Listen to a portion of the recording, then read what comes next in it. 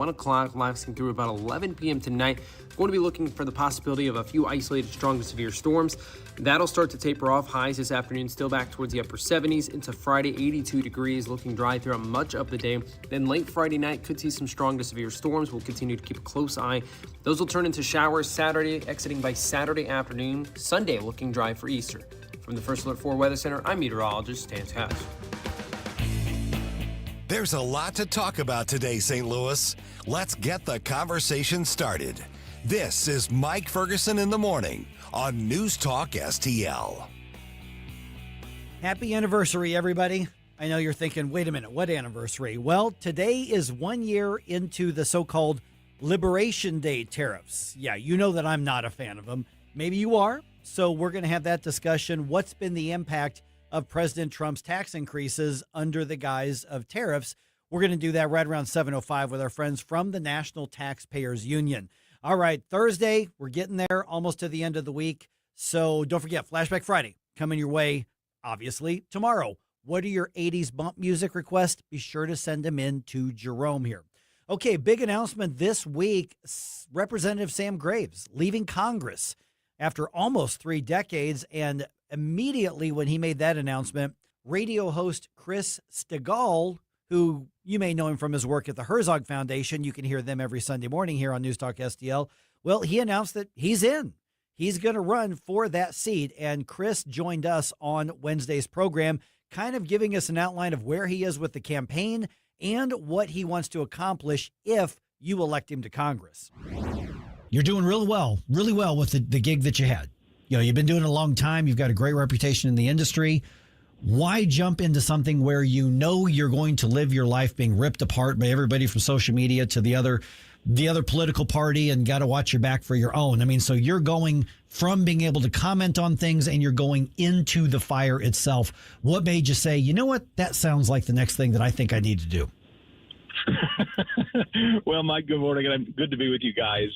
I wish I could tell you that I woke up and my lifelong dream was to run for Congress. That's not really it. Congressman Graves, after really very suddenly to me announcing that he was going to retire after 26 years, left a legacy that, quite frankly, I want to protect, and that is making Northwest Missouri and all of really the northern part of Missouri a more conservative place. And I want to keep it that way. You know, people are from all over the country are choosing with their feet. They're voting with their feet to move to places that are protecting their rights, protecting their money, protecting their just basic liberties and freedoms. And Missouri sits in a place right now to be one of those beneficiaries. While blue states are losing, red states are gaining. I want to help that, and I want to help defend the great things about the 6th Congressional District. And I just feel at this time of my life, my kids are of an age, and as you point out, for 25 years, I've been doing this and jousting with Democrats and the media.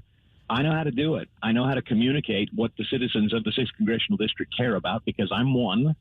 And I think more than anything right now, the Republican Party needs quality messengers who can go into the fight every day. That's what I bring. This is more of a piece of advice than a question, Chris, because as someone who did a massive career change at, how old am I now, 57, 53, went from the practice of law, which I'd done for almost 30 years at that point, and went into media.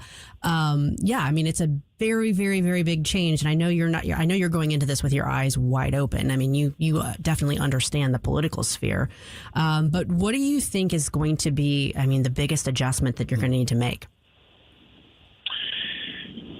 Right now, what I want to do is make certain that I understand very specifically what the needs of each individual county in this district are. And my goal over the next months is to speak very specifically. I was just on the phone yesterday with the good people of Marion County, for instance, and they were telling me that one of their big concerns right now is infrastructure. And they say they're teetering on the brink of whether they're going to grow or collapse. That was literally what the commissioner told me on the phone yesterday. And I said, I'm coming.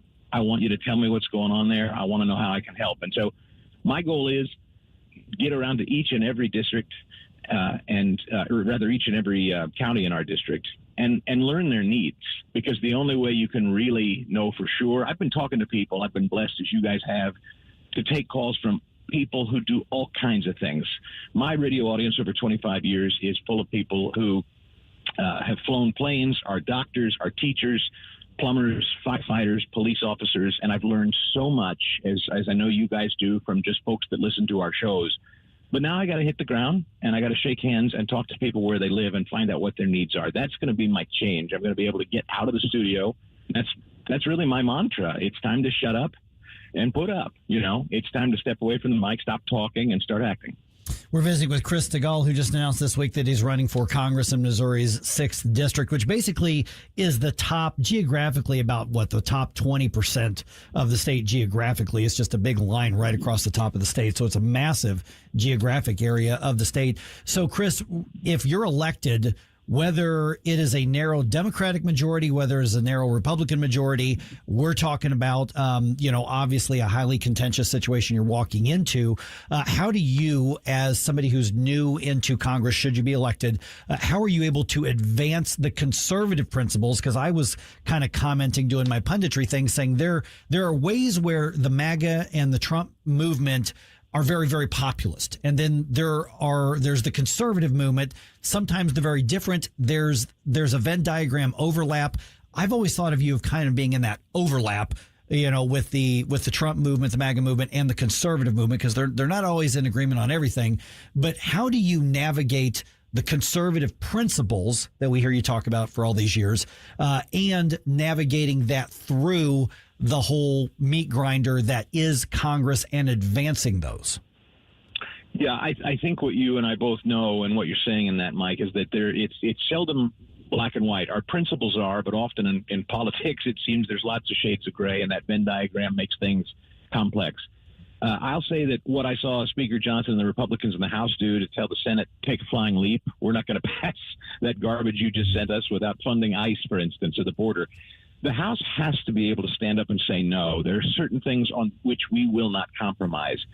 There are things at times, I imagine, where if you get 80% of something you want, maybe you're not going to get 100%, and then you've got to look at the practicality of it. And I know the pitfalls of that. A lot of times in this day and age, people want 100% of all they can get. And I believe in fighting for 100% of what you can get. But I suspect, and I don't know until I'm presented with it, there will be times where there will have to be some pragmatism involved to get something done. I think President Trump's agenda is one of those. Do I think in every instance President Trump has laid out the most conservative agenda when it comes to, say, spending?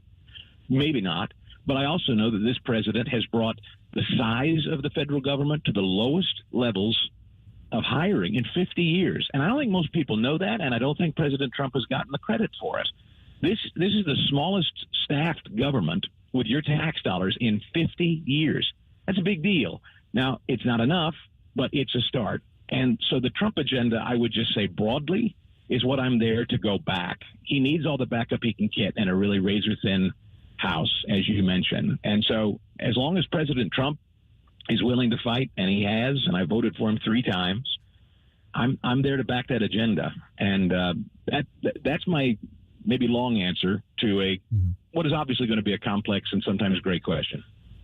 Chris, I know this is all still pretty new, but obviously the primary is in August, so there's a sort of narrow time window that we're working with here. You mentioned Marion County. Obviously, that's the northeastern part of the state, and you're more familiar, I guess, with the northwestern part of Missouri.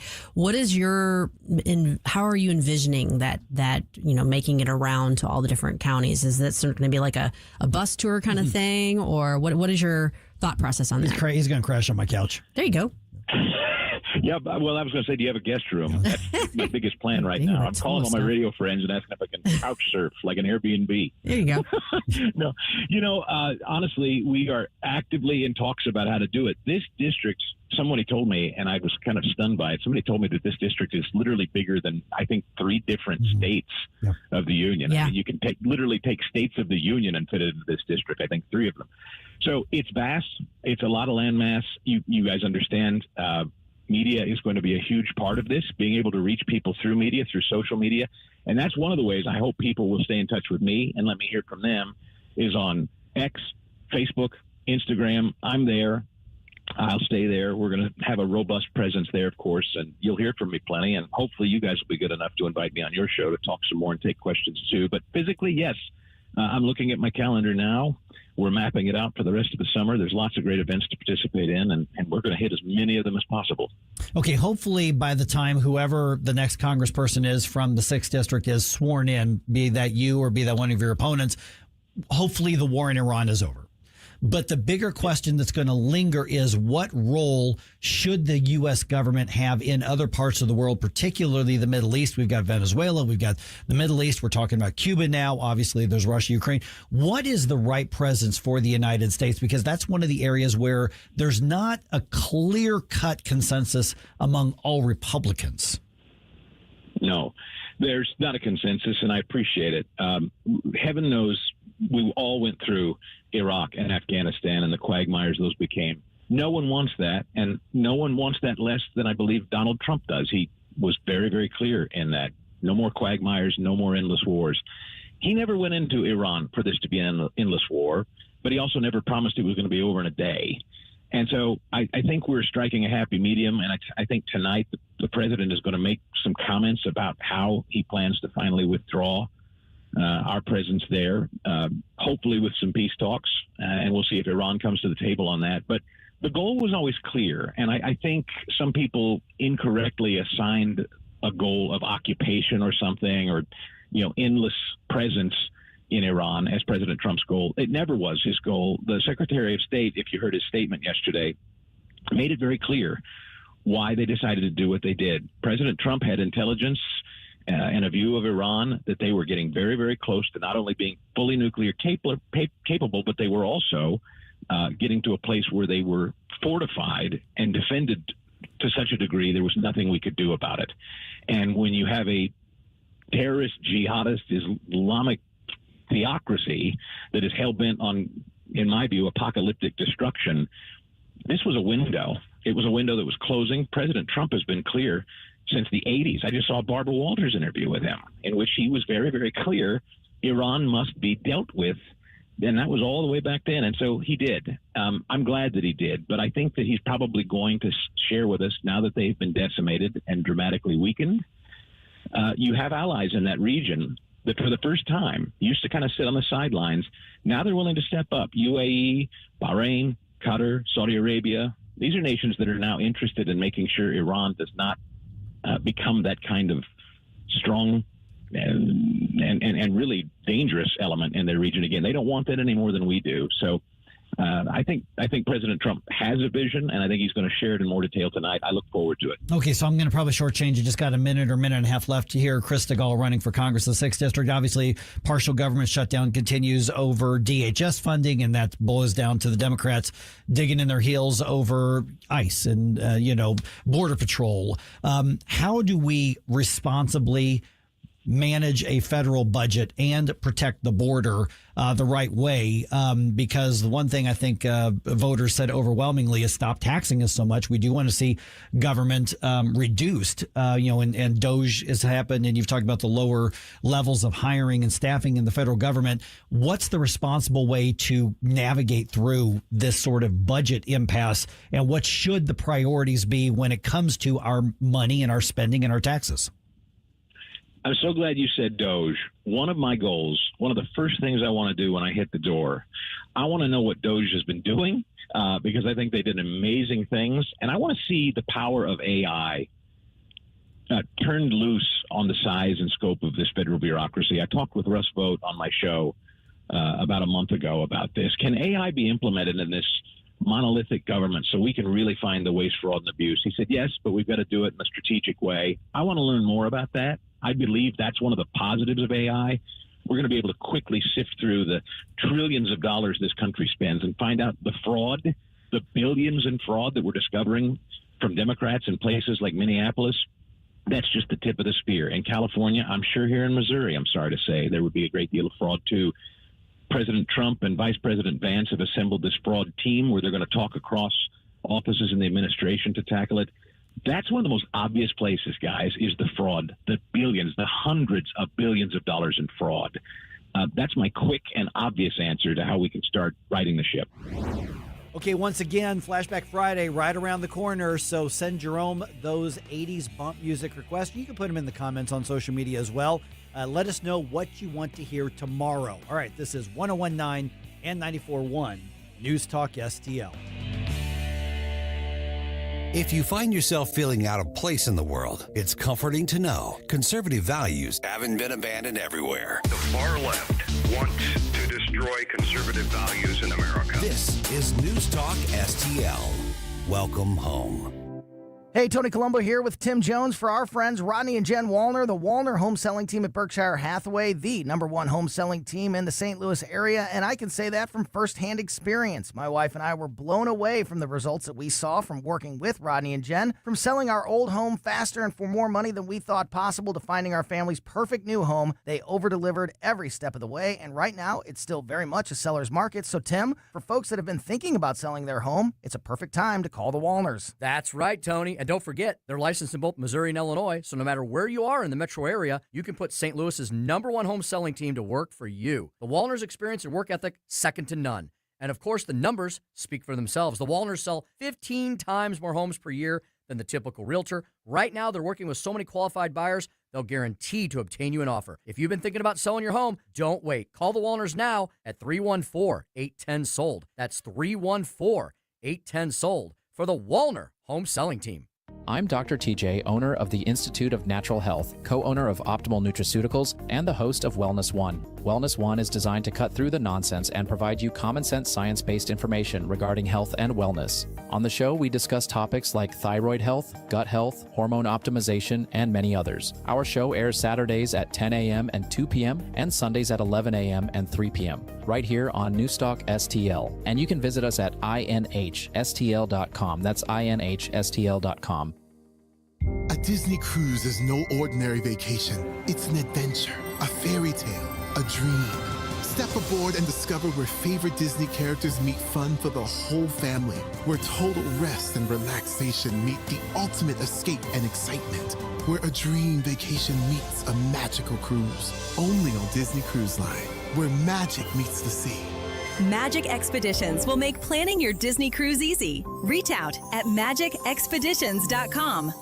Lower your car payment today. Lower your car payment today. Yes, you heard us right. You can lower your car payment right now by making this free call and save up to $1,400 a year on your current car payments. Think about your current car payment right now. What's that costing you per year? Now think about what it would be like to put an extra $1,400 back in your pocket. That's the average savings our customers experience. We can help you drive the same car and pay less every month by lowering your car payments interest rate to as low as 4.67%. At Rate Genius, we can work with you to refinance any car payment. If you qualify, it costs you nothing to find out how you can lower your car payment. To learn more, call this number right now. 800-493-5670. 800-493-5670. 800-493-5670. That's 800-493-5670.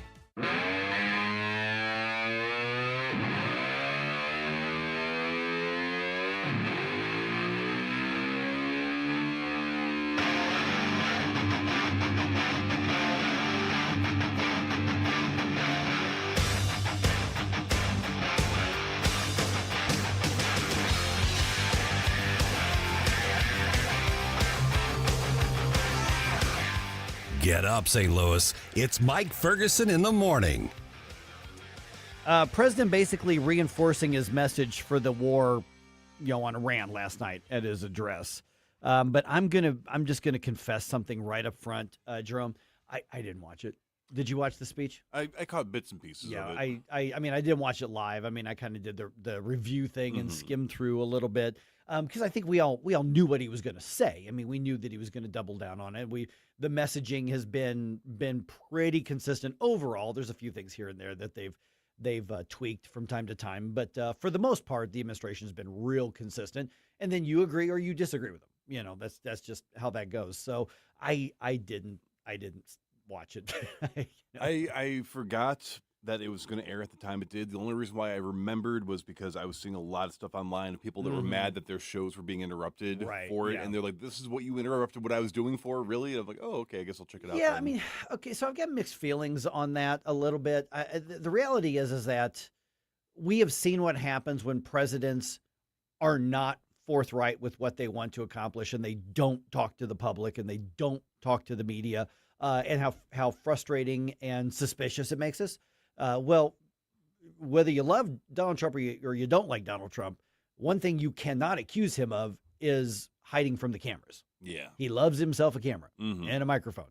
And so, whether every network should carry every single one, well, that's a network decision. There's a lot of pressure for them to do it, though, just from the FCC, regardless of whether it's a Republican or Democrat.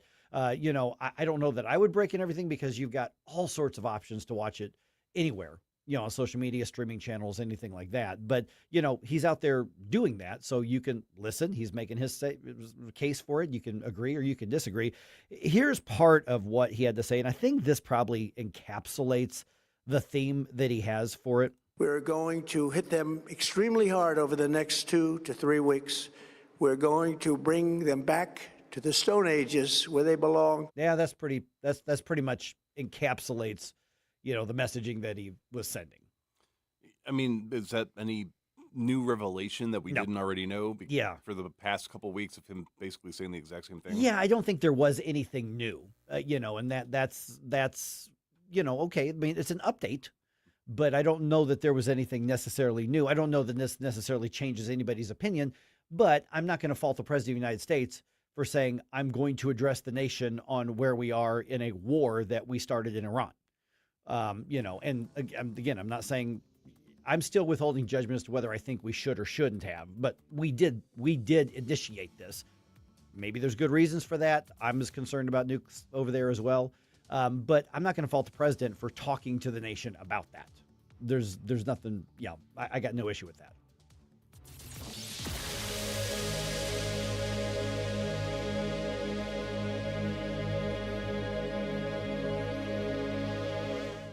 Now, the Free Market Minute, brought to you by the Hammond Institute for Free Enterprise at Lindenwood University. Hey, it's Mike Ferguson from The Morning Show. I am here with Dr. Grant Black. And Grant, entrepreneurship, it's one of those buzzwords we hear a lot about, but is entrepreneurship really important to the economy?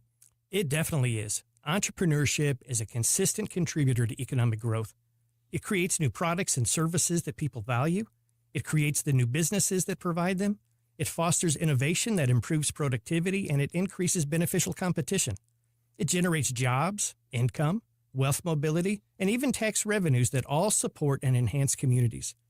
Entrepreneurship matters, so we need to help it thrive in all our communities. The John W. Hammond Institute for Free Enterprise at Lindenwood University fosters and examines market-oriented approaches to economic and social issues. To learn more, visit hammondinstitute.org. Don't paint, don't vinyl, go Rhino Shield. Never paint your house again. Rhino Shield. Never paint again with Rhino Shield. Listen to what a couple of happy customers have to say. My family's business is over 10,000 square feet, and it did not have the curb appeal I wanted. Our building was really faded. You came out, you gave me all of these options that would fit my building. I don't want to have to paint my building again. 25 years is a long time to not have to worry about the outside maintenance of your building as far as paint. That's a no-brainer. That's why Rhino Shield worked for me. What a wonderful job they did. It's beautiful. They were very thoughtful, kind, considerate guys. Appreciate all the work that these two young men did. Call Rhino Shield, 877-25-RHINO, 877-25-RHINO, or 877-25rhino.com. See what we did there? Genius. Tell them, ladies. Don't paint, don't vinyl, go Rhino Shield. Never paint your house again. Rhino Shield. I'm in my late 60s. My husband died a few years ago. He did all of our taxes. I sold a piece of property last year, and I forgot to claim the proceeds of the sale. Next thing I know, I got a letter from the IRS telling me that I owe over $50,000. Now I have a huge tax problem. I don't have that kind of money. I wish I knew who to call. If you sold property in the last calendar year or didn't claim all of your part-time or even retirement income, you could be in big trouble with the IRS. Call first before they send you a letter. If you've already got a letter, call. We'll help you file years of past tax returns and save you time and money. So call the tax doctor. The call is confidential and free. 800-240-4586. 800-240-4586. 800-240-4586. That's 800-240-4586. KLGY HD3 Clayton, K270BW Bellefonte, KNBS Bowling Green. This is News Talk STL at 1019, 94.1, and always streaming at NewsTalkSTL.com. News this hour from Town Hall. I'm Rich Thomason. Touting the success of Operation Epic Fury, President Trump says the war on Iran is winding down and should soon be over. In the meantime, he warns Tehran to make a deal with the U.S. or else. We're going to hit them extremely hard over the next 2 to 3 weeks. We're going to bring them back to the Stone Ages where they belong. In the meantime, discussions are ongoing. The president's White House address delivered last night. Mainstream media headlines often portray the rising generation as rebellious and disconnected. And in part 2 of our series on Tim Gegline's new book, What Really Matters, the focus on the family, Vice President says his study of demographics indicates there are better days ahead for America, especially among young men ages 18 to 25. Again, no matter where you're at in the country, this demographic of young American men say they are far more interested in traditional values. They want to be married. They want to have children. They are motivated by faith and religion. They want a continuum of a faith life. And I think that this is very encouraging. In our final segment tomorrow, Tim Gegline outlines how Americans restore a legacy of faith and freedom as our 250th birthday approaches. NASA's Artemis II lunar mission off to a great start. With last night's launch from the Kennedy Space Center, 4 astronauts are on their way to a close encounter with the moon. Commander Reed Wiseman says they're enjoying $1 million view on the way. We've got 2 moon rises that we've had so far, and the views of planet Earth. We've circled it completely, and we forgot how beautiful it is to look down on Earth. A new agreement on DHS funding means that the partial government shutdown could soon come to an end. On Wall Street this morning, stock futures are sharply lower. The Dow futures down more than 500 points. NASDAQ futures off almost 400 points. Townhall.com. The following is a real-life story from Trinity Debt Management. I had a lot of credit card debt, and it stressed me out. But what I thought was a solution turned out to be a problem. I kept hearing ads about debt settlement that seemed too good to be true. And actually, it was. When I called, they told me to stop paying my bills. That didn't sound right to me at all, so I hung up. Later, I found out that debt settlement is bad, real bad. Then I learned that there is a right way to pay off your credit cards. It's called a debt management program from the great team at Trinity. Trinity had a plan. In the end, I paid off my bills, I saved thousands, and I even improved my credit score. If credit card debt has you down, call Trinity at 1-800-990-6976. My name is Heather. Please forget debt settlement and remember Trinity Debt Management. 1-800-990-6976.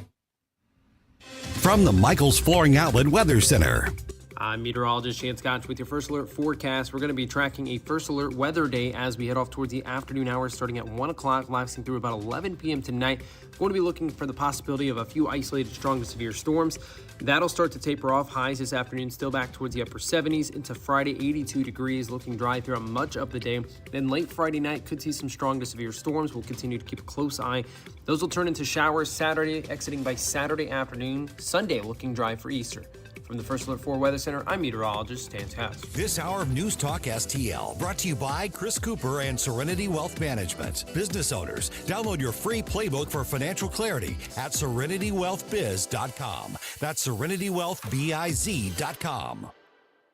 Spring has sprung at Daniel's Farm and Greenhouses on Joggerman and St. Peters. Discover our breathtaking 55,000 square feet of greenhouses featuring 8,000 hanging baskets, hundreds of perennials, and 100,000 pots of colorful annuals. From vegetable plants to premium grass seed, mulch to herbs, our knowledgeable staff is ready to answer all your questions. Start spring off right with pansies, potted tulips, and everything your garden craves. Daniel's Farm and Greenhouses. Visit us today on Joggerman or online at danielsfarmandgreenhouses.com. David Jaworski here. I'm running for Francis House School Board. A millennium ago, the Greeks became the gold standard of education. These same basic methods still work, yet today the liberal progressives seem to ignore past lessons in favor of more spending and every novel educational idea that comes along. While the cognitive ability of our kids continues to slip away, good teachers face selective policy enforcement, failed programs, and indoctrination. Vote for David Jaworski on April 7th. Help me begin the process to make the old school methods that work new school again. Paid for by David Jaworski, FHSB. On the next Larry Connors USA. The story behind the story, sending and receiving mail via the Pony Express.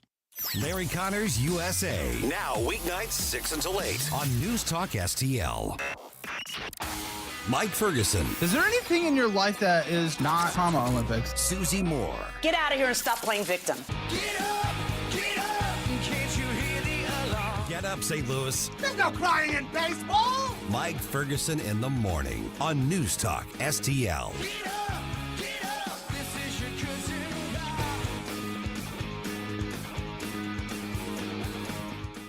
I'm busy. What are you We doing? are. The people need their news, I Mike. know. We were talking about like parking lot catastrophes. Parking Talk issues. about Susie ramming into my vehicle this morning. Susie being a stereotype, leaning into a stereotype. The stereotype being Women drivers. I called it on myself. You just to weren't be clear. driving though. It was a door ding. Well, no, the parking was the issue. Yeah. Like pulling into the parking space was the first issue, and then the door ding was a separate issue. But the women driver thing was So me it pulling turns in. out you dinged Jerome's Jeep. My door blew into the side of his Yeah. Jeep. I don't know if it actually dinged it or Here's not. the thing: is it's 6 o'clock in the morning, and like 99% of the parking spaces are open right now. I know. So one, she doesn't have to park directly next to me. Two, I go outside and she says, "Oh, hey, that's Jerome. Jerome, watch this." Makes eye contact and just rams her. He's door lying right, now. Right He's into the side of my totally Jeep. lying now. The wind took it and hit it, but it How scared do you like that, me. Jerome? There you go. That was not what That's happened. for cutting my mic We're off. having the a other Monday day. on a Thursday. Jeez. All right. The president addresses the nation, reinforcing his resolve when it comes to the Iran war. That's really kind of the big takeaway that he had. Democrats and Republicans still not close to a deal on DHS funding. So Republicans, they're basically close to going it alone on this. And a lot of people watched the Battlehawks beat the Defenders on Saturday. This is interesting. Yeah? 6:07 right now. Let's go ahead and start with the news dump. The morning news dump. Are you joking? Is this a joke? Listen, folks. The morning news dump. And this just in, Susie parks too close to other cars in the parking lot.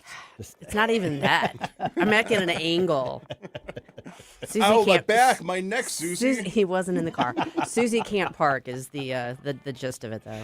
All right, President Trump is insisting that U.S. forces are going to finish the job in Iran soon. In a nationwide address, the president defended the war against Iran and proclaimed great progress. We are on track to complete all of America's military objectives shortly, very shortly. But he said the U.S. military still has work to do. We're going to hit them extremely hard over the next 2 to 3 weeks. The president also acknowledged rising oil prices and volatile financial markets, but predicted gas prices will drop and stock prices will go back up.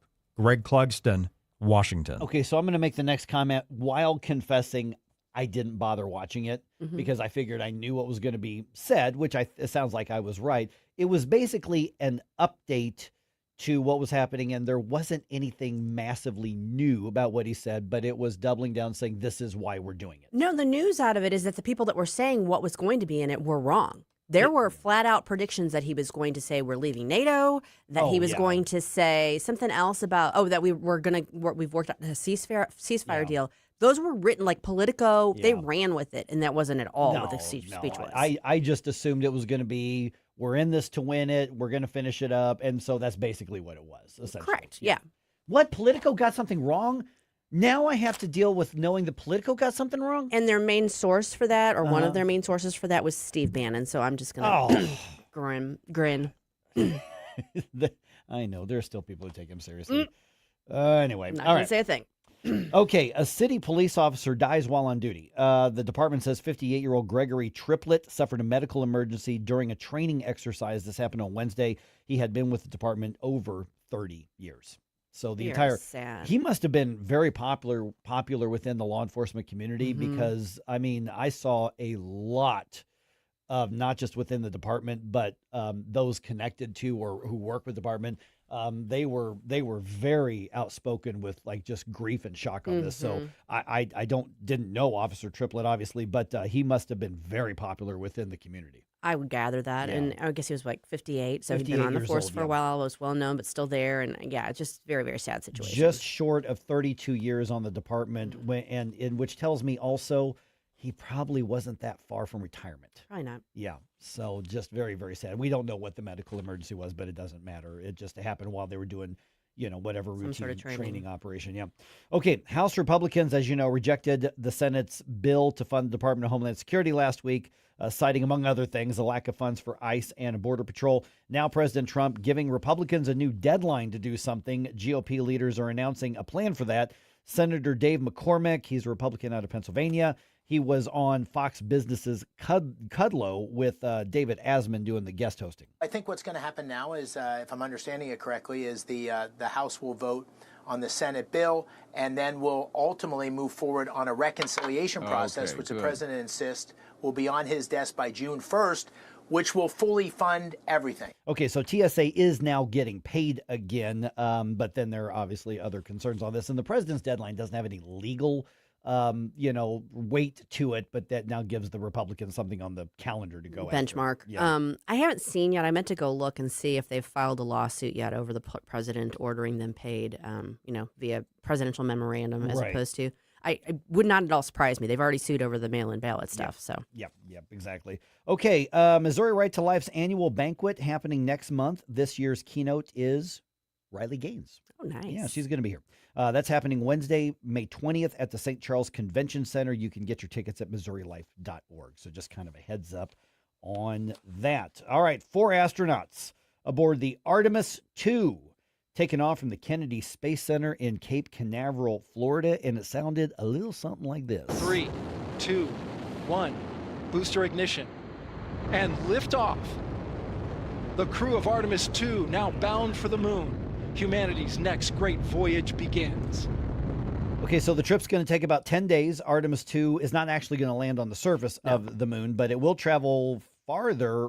Rather, it's going to travel several thousand miles beyond the moon before making a U-turn and then coming back to Earth. So it's kind of a different trajectory than what we saw in the 60s.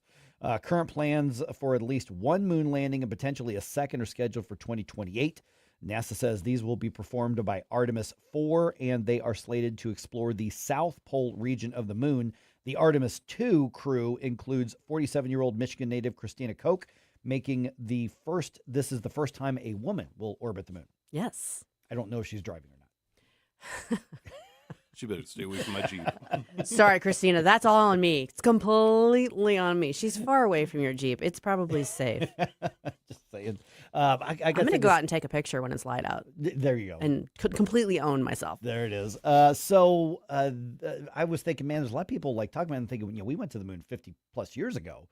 I was in diapers when they landed on the moon, when Neil Armstrong walked. I wasn't quite around just you were yet. Twinkle in your daddy's eye. I was. And so I'm thinking, man, but people are really kind of, excited about this. I'm thinking, what kind of like expert nerd could we get to talk about this? Do we know anybody? We might know someone. I know somebody. So 6:35, our very own Gabe Phifer.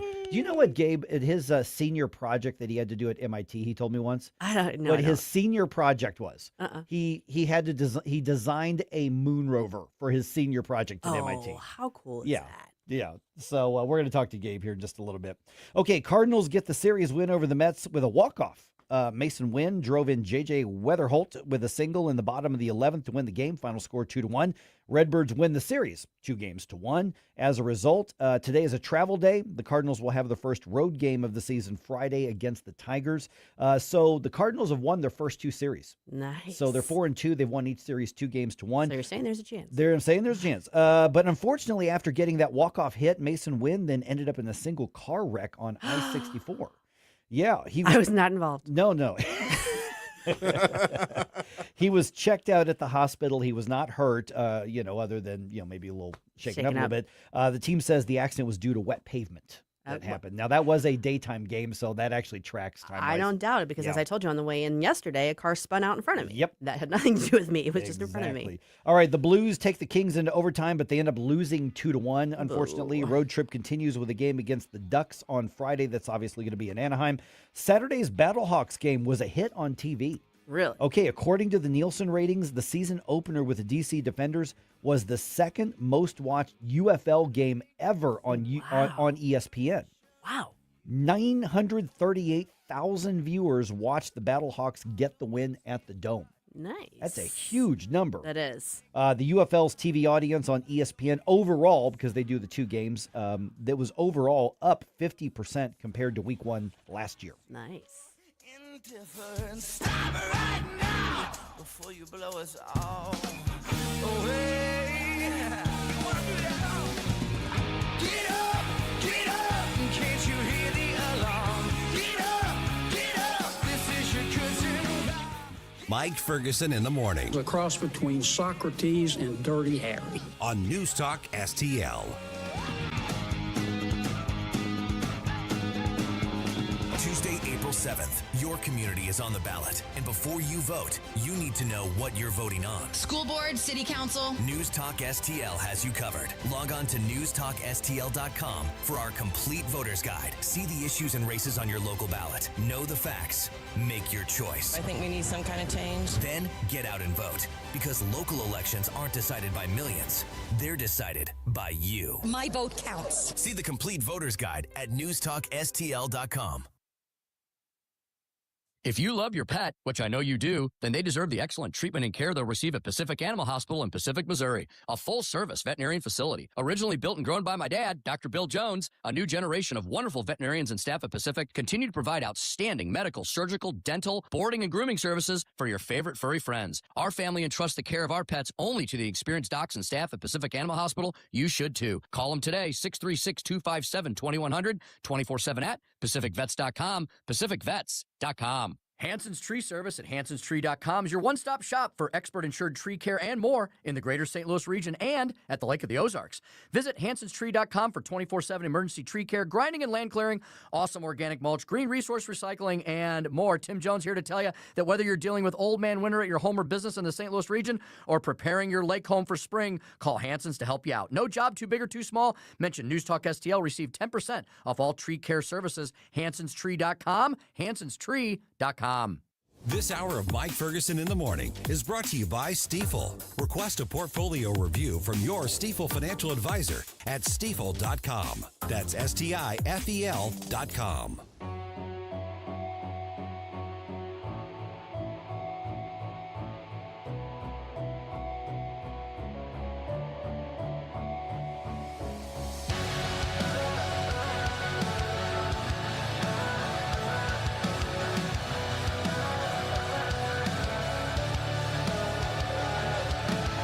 Bill O'Reilly here. Check out the O'Reilly Update this afternoon at 3:45. Right now, it's back to Mike Ferguson in the morning on News Talk STL. It's a good thing you're a good sport, Susie.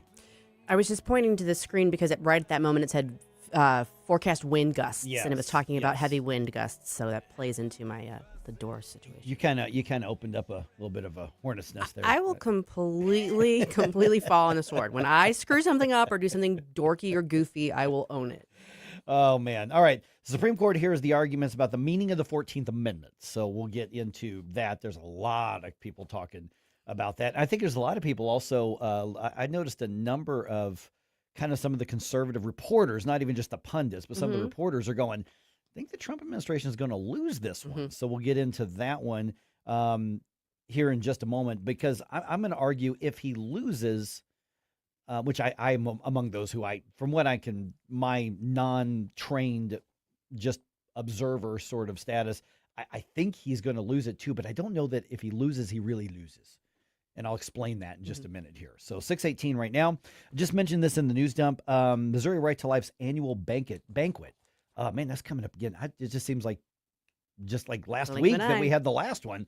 So this is going to be at the St. Charles Convention Center again, like it was last year. I think it's there pretty much every year. But this thing is always packed. So if you want to go, I would go to the Missouri Right to Life's website now and either get your individual tickets or get your table. You know, if you want to have your group or your church or your township Republican club or whatever it is, to do that. Featured speaker this year is Riley Gaines, which honestly I think is going to be far more interesting than last year's. And so I think that I'm looking forward to that. I'm already kind of working on Missouri. Thought, hey, I want Riley on the show. We'll try to get her. Yeah. So she's going to be there. And here's the reason why I'm going to put a little more emphasis on it this year, because last year, obviously we partnered with Missouri Right to Life. We're very proud to do so.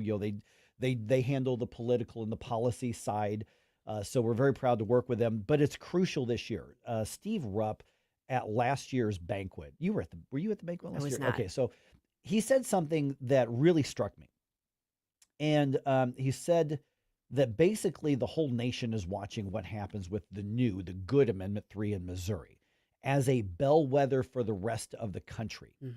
Because basically when Missouri voters fell for the old bad Amendment 3, that sent some shockwaves through the pro-life community, because Missouri is such a red state and it's generally a conservative state. Right. And so that was a massive loss for the cause of life in the country. And Steve mentioned from the podium last year that if we can't win in Missouri, it makes it harder to win everywhere else. Now, my focus is on Missouri. Eventually we need to focus on Illinois too, but right now that there's just no policy way to do that. Right. But in Missouri right now, it is absolutely crucial. So this year's banquet, and yes, this is a big fundraiser for Missouri Right to Life. They are the ones who are leading the effort to pass the good Amendment 3, the new Amendment 3. And this isn't just about a political win because we want the other side to lose. This is literally a life and death issue. So the banquet, they're fun. The food's good. They take good care of you. It's a good time. It's great networking and all that. But understand that this is more than just a banquet, because I want to be involved and be around other pro-life people, other conservative people. This is a launching pad into the next stage of trying to make Missouri pro-life again, which is kind of the theme of the whole banquet. Yeah, there's a lot on the line here, and it's going to be important. It's an important fight, and I am I'm really hoping that we can kind of help get the messaging. Get it right. Get it right. Yeah. So that it catches people's attention and really helps them understand what's at stake here. Because we are going to be up against tens of millions of dollars of dishonest ads and media campaigns and mainstream media coverage on this. So understand that we are the underdog. Big time. In this. Big time. And the other thing, too, is think about, there's a lot of people kind of in that middle range where they're not actively pro-abortion, but they're kind of like, well, we still need the right. And they're like, well, we already settled it. We just did this like 2 years ago, so why are we doing it again? Right. They're not going to be engaged. They're not going to want to go back and vote on this again. Yeah, exactly. So it's important to be there. This will sell out. So get your tickets, get your table, be sure to do that. All right. 6:22 right now. I know you didn't listen to the whole thing yesterday, but you were checking out some of the arguments. Multitasking while the arguments were on. Right. So the 14th Amendment, and people have really dialed into this in a big way on both sides of the issue here. And what's interesting is there's the question as to what we think the government should recognize as far as citizenship. And then there's but what does that language say? Because people will say, well, what does the plain language of the Constitution say? It's not that plain. For the 14th Amendment. It's the interpretation of it. And so the president, signs his order saying, this is how the federal government interprets the 14th Amendment. It means this. Well, he knew that there were going to be lawsuits. I think he wanted this to go to the Supreme That was Court. by design, yes. Yeah, and so it gets where he wanted this to go, which is where it should have gone. And I just caught bits and pieces of it. You caught a lot more of it than I did. But when I'm looking at and I try to read both media coverage from the left and media coverage from the right on this, they all seem to be saying about the same thing. Majority of the justices seem to be skeptical at best of the president's interpretation, because basically for over 100 years, but close to 150 years, the widely accepted, generally speaking, is if you're born here, you're a U.S. citizen, and that's what's being challenged by the president. And the justices seemed really skeptical of that. So let's assess that, and then I'll get into why, if the president loses, I don't know that he necessarily loses. So the first thing I want to point out is that for all of the people gnashing their teeth and throwing a fit over the fact that the president attended the argument, which he attended the whole of the Solicitor General's argument and part of the ACLU's argument. He didn't jump up on the table and beat his chest. He didn't throw anything at the justices. As far as I can tell, he comported himself just fine. So y'all can rest easy now. I did read that was the first time a president had ever sat in maybe for an argument. Yeah. For an argument. There is a chair there that's designated as the president's chair, but more from ceremonial stuff. Right. But apparently that was the first time. Right. Yeah. So fine to recognize that it's like a big deal, but people that were like having a cow over it, it's like, do you think he's going to like create a big scene? No, he was there to watch the argument. Right. And he did. Which is his right. Completely. Yeah. So there's that. I also caution people, there's anybody who tells you for sure what's going to happen is full of it. Oh, sure. Because you don't know. Right. The justices don't even know for sure. They're going to hash this out, and there's going to be back and forth, and there's going to be opinions revised and rewritten. It's, we don't know what's ultimately going to end up happening. Even when you look at the way the tenor of the questions, you can say, oh, they seem very skeptical. That may very well be, but that doesn't always tell you where they're going to end up landing. Sometimes they're being very skeptical to make sure that where they come down is actually sound. Right. So it's very, very hard. Reading between the lines of the tenor of the questions, it did seem like and you got to realize this is an uphill battle because you've got this, 150 years of accepted practice. So yeah, it is a heavy lift. What my gut tells me is this is likely to be one of those decisions that has kind of a mishmash. It's not going to be like 6-3. It's not going to be 8-1. Mm-hmm. It's probably going to be 5 here, but 3 that kind of overlap with that, and 3 that kind of do this. And it's going to be one of those that's maybe a little hard to suss out. Yeah, and I have no reason to question that gut guess on that. My hope is that one way or the other, they declare what the 14th Amendment means. And I just don't. Yeah, because this is one of those things where, whether we like it or don't like it, we need to know what the rules are. And I'm hearing from you that may not end up being as clear cut as we would hope, one way or the other. Was it Mike O'Neill that was talking about, the principle of avoidance? Yes. Which is Chief Justice Roberts' signature. I mean, that is basically like, if there's a way, if there's an off-ramp, if there's a way for them to not directly address it by addressing something else preliminarily, that's probably the way they're going to go. Isn't that the Supreme Court's job, though? In cases like this? Yes and no. I mean, that's a philosophical difference. Just like there are people who are originalists and people who are textualists, that sort of thing. Right. There's a difference of opinion about what their role is. Chief Justice Roberts is of the school that the court is supposed to be the least involved, the least activist. It's not supposed to be writing laws. And so if there's any chance that it's really should be pushed back on Congress or pushed back on the president, the court's going to stay out of it. And there's some sound reason for that. There's some merit to that. But it's frustrating when you have an issue like this that seems like it's just teed up right there. It would be nice to have a definitive answer. Okay, here's what I mean when I say even if the president loses, and just based on what I'm saying, I think he might lose on this. So before you get all apocalyptic about it, it's not the end of the world. It's not the end of the world, but if he loses, then I think the attention should immediately, connected to this, go, this is why it's crucial to close the border. This is why it's crucial we enforce immigration laws. This is why it's crucial we find those in this country illegally and get them out.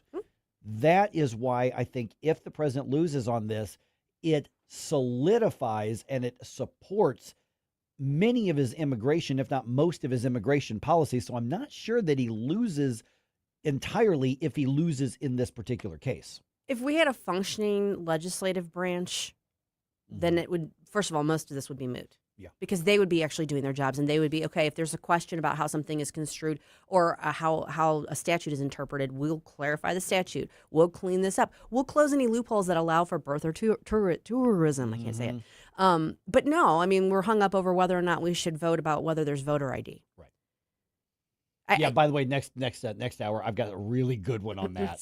Yeah. So, I mean, it's if Congress wasn't as dysfunctional as it is, a lot of this wouldn't be going on. First of all, because the president wouldn't be like, okay, well, I'm just going to come in with my pen and fix it for you. Mm-hmm. He wouldn't have to.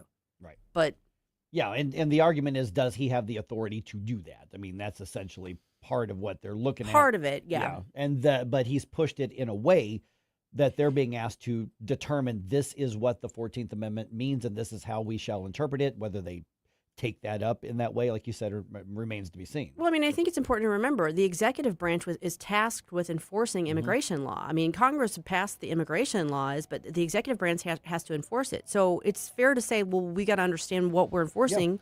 So, totally. I mean, I don't know. Yeah, and we're probably looking at, what, June? It'll be the end of June. Yeah. Mm-hmm. All right. I would like to remind everybody real quick that we're approaching that time of day where it's your last chance to submit your 80s bumped music requests for Flashback Friday. So send me what you want to hear. It has to be charting in the 80s, but send it to me, Jerome, at NewsTalkSTL.com, and remind me when you listen so you can hear your request. It happened if I say it's your picture as I pay. Mike Ferguson in the morning. Someone in that control room is out of control. On News Talk STL. From the Michaels Flooring Outlet Weather Center. I'm meteorologist Chance Scotch with your First Alert forecast. We're going to be tracking a First Alert weather day as we head off towards the afternoon hours starting at 1 o'clock, lasting through about 11 p.m. tonight. Going to be looking for the possibility of a few isolated strong to severe storms. That'll start to taper off. Highs this afternoon still back towards the upper 70s into Friday, 82 degrees, looking dry throughout much of the day. Then late Friday night could see some strong to severe storms. We'll continue to keep a close eye. Those will turn into showers Saturday, exiting by Saturday afternoon. Sunday looking dry for Easter. From the First Alert 4 Weather Center, I'm meteorologist Stan Scotch.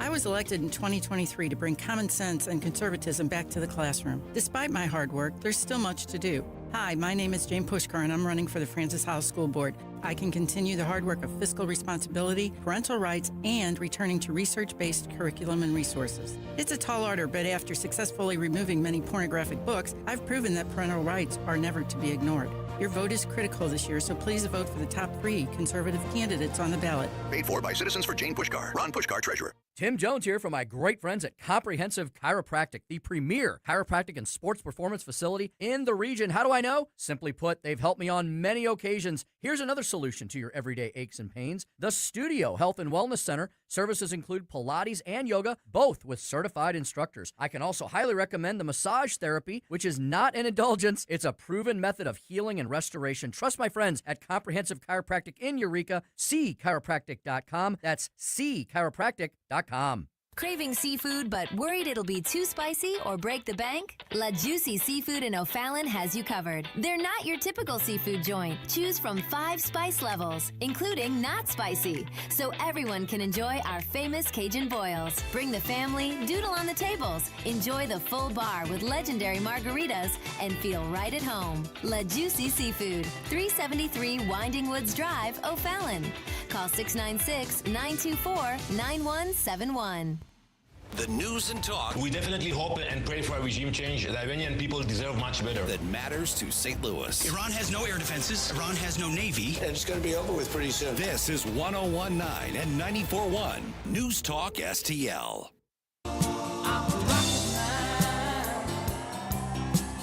Rocket Man, burning out his fuse out of Ferguson.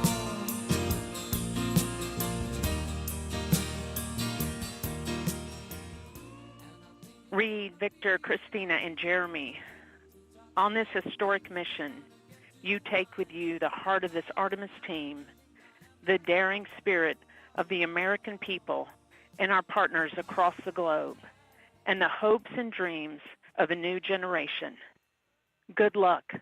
Godspeed, Artemis 2. Let's go. 1 minute 50 seconds of mission elapsed time, standing by for main engine throttle down to 85%, ahead of solid rocket booster separation, expected at the 2 minute 9 second mark. Artemis 2 now in outer space, launching last night. Yeah. Boy, that is some big, dramatic stuff that they write into the mission control on there, but something about going into outer space. It's a big deal. It's a big deal. Now, we find that fascinating, but you know who is probably totally geeking out over this? I say was, and what I say was probably still is, would be our very own Gabe Phifer, who joins us right now, our own rocket scientist. All right, Gabe, I figured you might have a passing interest in this, just saying. Yeah, just a wee bit. Good morning, Wake Up Crew. Yeah, I am so very, very excited about this whole thing. I keep looking around. It's like, is anybody else as excited as I am about this? Apparently not. I don't think so. The news seems more sparse than I think it should be for such a historic moment. So, and by the way, we're seeing a lot of people, like we've even had some people today saying, hey, the Artemis launch was more interesting than even the president's speech because we knew it was far. Good, and so there are a lot of people who are. So here's the question. We're not actually landing on the moon. We're basically doing a drive-by and we're going a little bit farther and doing a U-turn and coming back and all that sort of thing. From the scientific perspective, from the exploration perspective, we went to the moon over 50 years ago, as everybody knows, Gabe. Why are we doing this? What's the purpose of this? Well, I think this is really kind of the stepping stone to becoming essentially a multiplanetary species.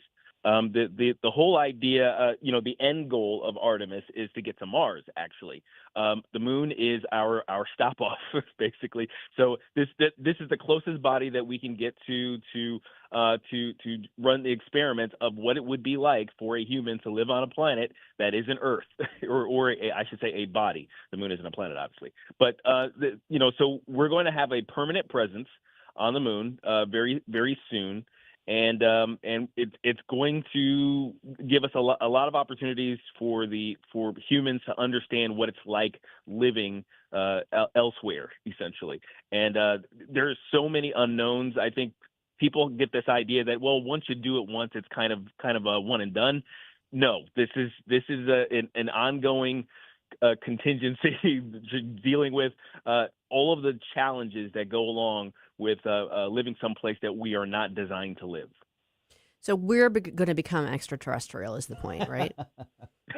Yeah, we're going to be the aliens. No, I mean, well, one of the goals, I think one of Elon Musk's goals, that he stated many, many times is that in order for us to advance as a species, we do need to become multiplanetary.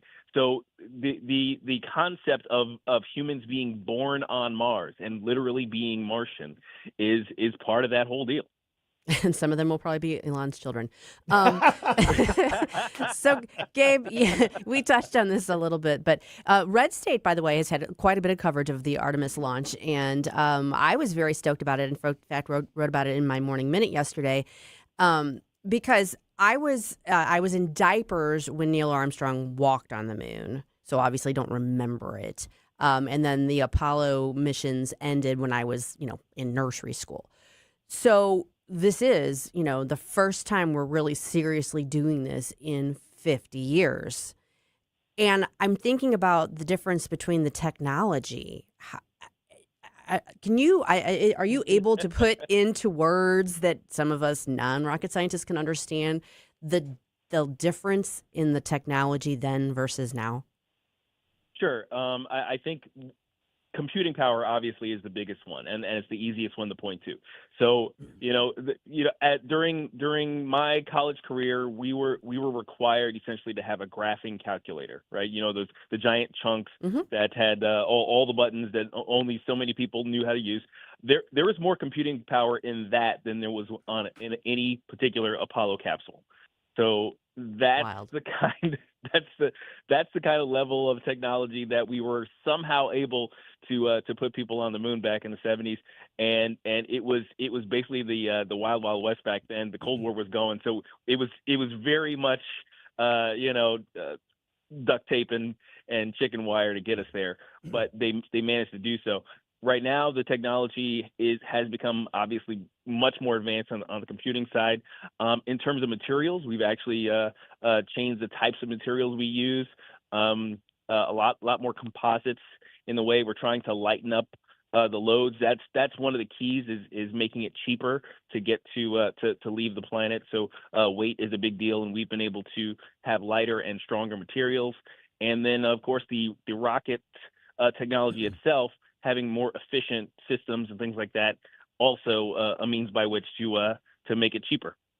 You know the voice. That's obviously Gabe Phifer, our resident aerospace nerd. And we all know that I don't mean that as an insult. That's what you say, Gabe. Yes, of course. Yes, precisely. That is Self-proclaimed. Okay, so let's talk about obviously the what's in it for us kind of situation. We've referenced the exploration aspect of it, getting to Mars. Why is it that we should want to do that? Is it just to show that we can? Is there a scientific benefit? Is there a health benefit? Is there some kind of materialistic benefit that we can look to down the road for generations beyond? Because it's not something probably we're going to see in our lifetime. But what is it we're laying the foundation for by doing this? And what are they looking at on the moon? I mean, what is the ground laying sort of foundational purpose of this trip? You mentioned a number of areas where there are potential benefits. Just like, is it this? Is it this? The answer is yes, all of the above. Just the getting there, just the technology required to do the things that we've done just now has I think moved along certain technologies that are definitely going to benefit air travel. They're going to benefit us in terms of materials, in terms of vehicles, making them lighter and stronger.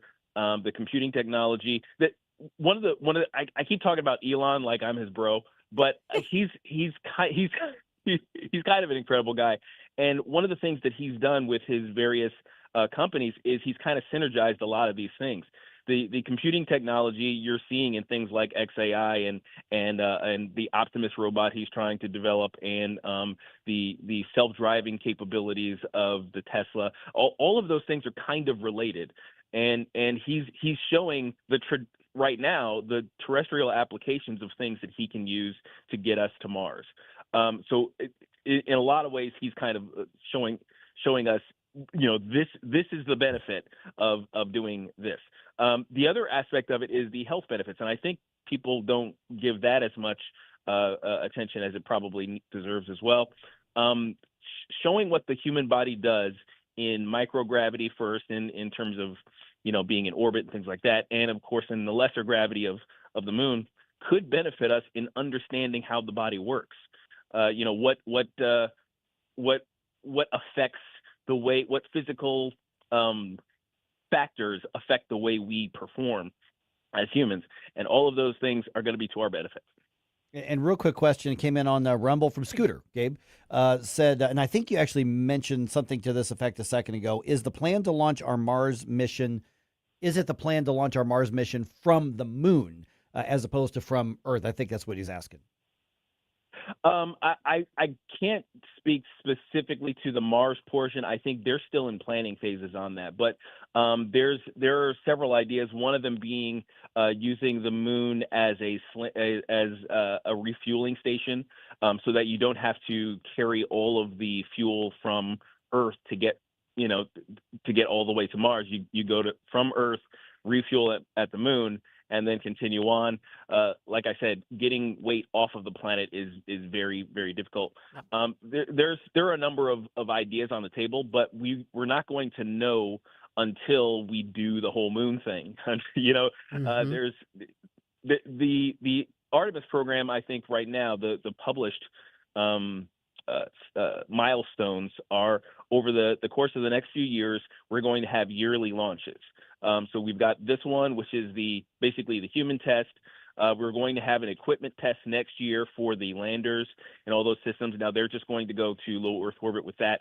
But the very next year, 2028, moon, boots on the moon again. So that's that, and that will be the start. And every year thereafter, there are going to be construction and resupply missions for building that permanent base. So we're going to learn a whole lot in that period, and then it's off to Mars. So, Gabe, can we talk about the turlet? Sure. I don't know if folks know, but in the proverbial Houston, we have a problem. Not long after things were launched, there became an issue on on the ship there with the toilet. But it seems like they may have gotten it remedied. But what can you tell us about that? Now, I don't know the specifics, but I will say this: doing everything in space, just living, is difficult. Sure. Every little thing that we take for granted, it's like, oh yeah, I'm just going to walk over down the toilet and evacuate. Yeah. Well, the thing is, when you're not under gravity, when you're in microgravity, the toilet has to work very, very specifically. Otherwise, the toilet has to come to you goes everywhere. Yes, the toilet has to come to you. Exactly. I'm still processing evacuate. It's a proper technical term, medical term. That is the proper technical term. It is. That is the proper term. And yes, it is very specifically one of those issues that you'd be surprised how much the toilet on any space mission, human space mission, costs, just because it has all of those challenges. So I imagine there was probably something wrong with its ability to do that, to contain the matter and prevent smells from entering the cabin. Because the thing is, once a smell gets into the air in a closed system like a spaceship, you can't roll down the window and just No, there is no infusion of new air. It's all the same air. No Scentsy candles either. So much you can scrub. Nope. You don't want anything burning up there. Okay, so obviously we're talking to our good friend Gabe Phifer. So last couple minutes we've got here, Gabe. Obviously these are high risk. You talked about the advancements in technology, the advancements of what we know, and then we're still planning out the process. What are the things that NASA, that who else is involved with this? I mean, whether it's SpaceX or whoever it is, when they look to build these types of missions, what are the risks they need to keep in mind when building not just a mission like this, but what's ahead and what's next? Oh yeah, there are many, many risks. I mean, just the basic risks. Obviously, for those of us who grew up in the shuttle age, you remember Challenger. Just the basic risk of getting off the planet with a giant explosion machine strapped beneath you. That carries its own risk. Vibration, temperature fluctuations, space radiation. There are many of these factors that have to be taken into account when you're designing these systems, and of course the computing power to make sure that your trajectory is correct. Because being off by just a little eventually explodes into a major problem. This is the danger of orbital mechanics, essentially. So if you're off, like, let's say 0.1 degree in your re-entry, we'll say, you're going to burn up in the atmosphere or bounce off the atmosphere out into deep space. That's a never problem. to be returned again. Yeah, so basically it's the difference between becoming Neil Armstrong versus Major Tom. Yeah, exactly. Yeah, so all of those challenges, and then of course, as I mentioned, the challenges of living in space. Once you add humans into the mix, then it's even a bigger deal. So all of those things. This is why when we talk about things like brain surgery and rocket science being hard, that's the hard part. All right, Gabe Phifer, once again, we miss you, man. Thanks for checking back in. Hey, thanks for letting me talk a little bit about my nerd stuff. Love it. Wouldn't want anybody else to do it. We'll Gabe, thank we'll you talk so to you much. again soon, man. Thanks. Miss you guys. God bless. On a slightly more somber note, St. Louis police are mourning the loss of one of their own, and we're going to talk to you about that, about what happened in the news dump at 6:50. Rocket Man, burning out his fuse out every dawn. Mike Ferguson. We can't have madmen shooting rockets all over the place. Smoozy Q. Why do you want to be here? Why do you love space? We're going back to the f***ing moon, that's why. Mike Ferguson in the morning on News Talk STL.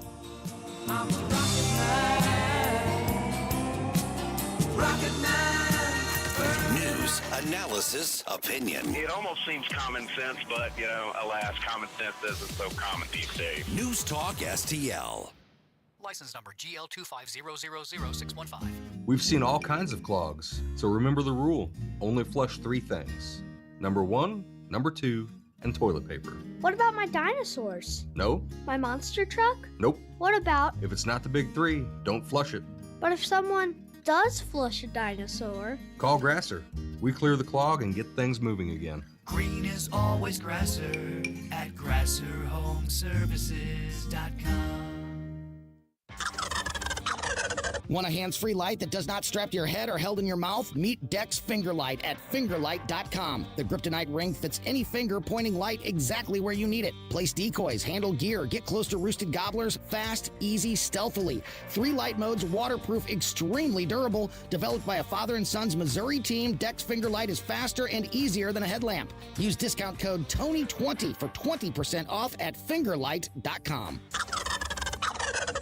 Hi, I'm Rodney Wallner. And I'm Jen Wallner with the Wallner Home Selling Team at Berkshire Hathaway. Hey, Jen, how do you sell your home for top dollar? That's easy. Call the Wallner Home Selling Team at 314-810-SOLD. What if I want a flexible commission plan? Call the Wallner Home Selling Team at 314-810-SOLD. What's the best time to sell your home? Right now, call the Wallner Home Selling Team at 314-810-SOLD. For all your real estate needs, call the Wallner Home Selling Team at 314-810-SOLD. That's 314-810-SOLD.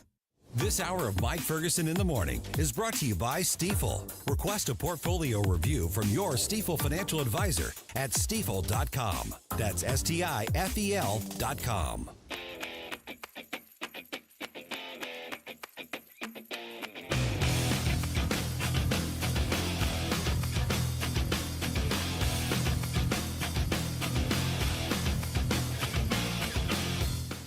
Good morning, St. Louis. Hey, it's Vince from The Vince Show right here on News Talk STL every weeknight at 8.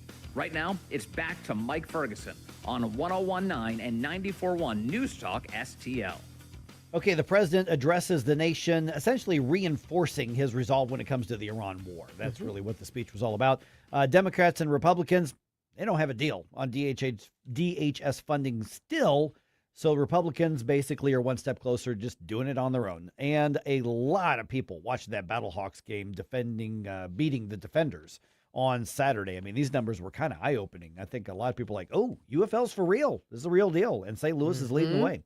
All right, 6:51 right now. Let's go ahead and do another news dump. Successful dump.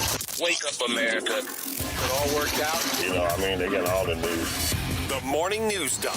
Okay, President Trump insisting that U.S. forces will finish the job in Iran, and they're going to do it soon. In a nationwide address, the president defended the war against Iran and proclaimed great progress. We are on track to complete all of America's military objectives shortly, very shortly. But he said the U.S. military still has work to do. We're going to hit them extremely hard over the next 2 to 3 weeks. The president also acknowledged rising oil prices and volatile financial markets, but predicted gas prices will drop and stock prices will go back up. Greg Clugston, Washington. All right, so really no new information or new policies, essentially saying this is why we're still in it. This is what we're going to do. He didn't give a specific timeline, but he was doing the sooner rather than later concept, essentially. Correct. Yeah. All right, as Susie mentioned just a couple minutes ago, a city police officer dies while on duty. The St. Louis City Police Department, Metropolitan Police Department, says 58-year-old Gregory Triplett suffered a medical emergency during a training exercise on Wednesday. He had been with the department for over 30 years. Yeah, very, very sad. Yeah. And we don't have any other details on that, but it appears to be a natural causes kind of situation. That's the impression you get. Okay, House Republicans, as you know, they rejected the Senate bill to fund the Department of Homeland Security, talking about a lack of funds for ICE and Border Patrol. Now, President Trump giving Republicans a new deadline to do something. There's no legal weight to that. That's just the goal that he wants on the calendar for them. And GOP leaders are announcing a plan now to essentially try to get there.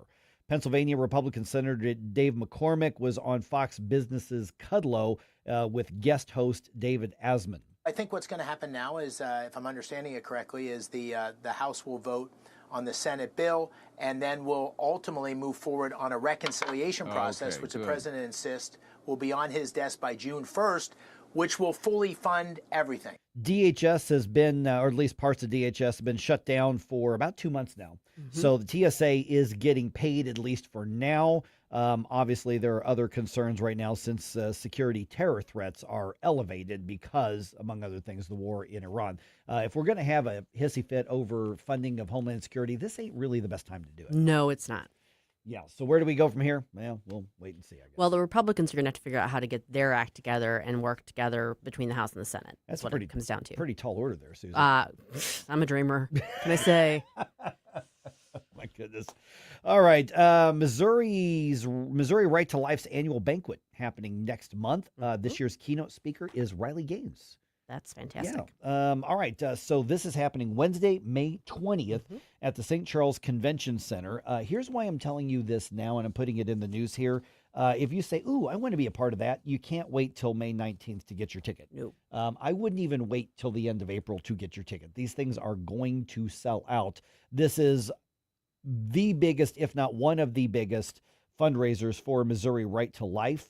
But the big reason right now is that Missouri Right to Life is they are coordinating the campaign to pass the new Pro-Life Amendment 3 that's on the ballot sometime later this year. We don't know whether it's going to be August or November yet. But this is a crucial step in getting all of that to the next level of that campaign. And also Riley Gaines is going to be there, which I think is going to be Right, that's a big draw. I think it's a big draw. I'm really interested to hear what she has to say. I'm gonna be there. So this is gonna be, like I said, at the St. Charles Convention Center, same place it was last year. The protesters along the side of the road by the roundabout there by the convention center, those are always so much fun to drive through. Oh, I'm sure. Their nose rings and hair are just about as colorful as their signs. So I was literally laughing out loud when I was driving through them. I mean, they weren't laughing at me, but you know, more power to them as long as they are not blocking the roads. roads. They didn't do that. No, they stayed where they were supposed to say. They were having their say, just like just like First Amendment says you're supposed to be able to. Absolutely. All right, get your tickets at MissouriLife.org. Just Google search Missouri Right to Life, and you'll find it right there. Okay, Cardinals get the series win over the Mets with a walk-off. Mason Wynn drove in J.J. Weatherholt with a single in the bottom of the 11th inning to win that game. Final score 2-1. So the Redbirds win the series. Take that, Pond Scum. That's right. Pond Scum. Boy, I forgot about that. The Mets are Pond Scum. Yeah, back in I think I still have my T-shirt. That goes back to like 88 or something like that. Might even, yeah. Yeah, something. Yeah, that's right. The Pond Scum. Today's a travel day for the Cardinals. They have their first road game of the season on Friday against the Detroit Tigers.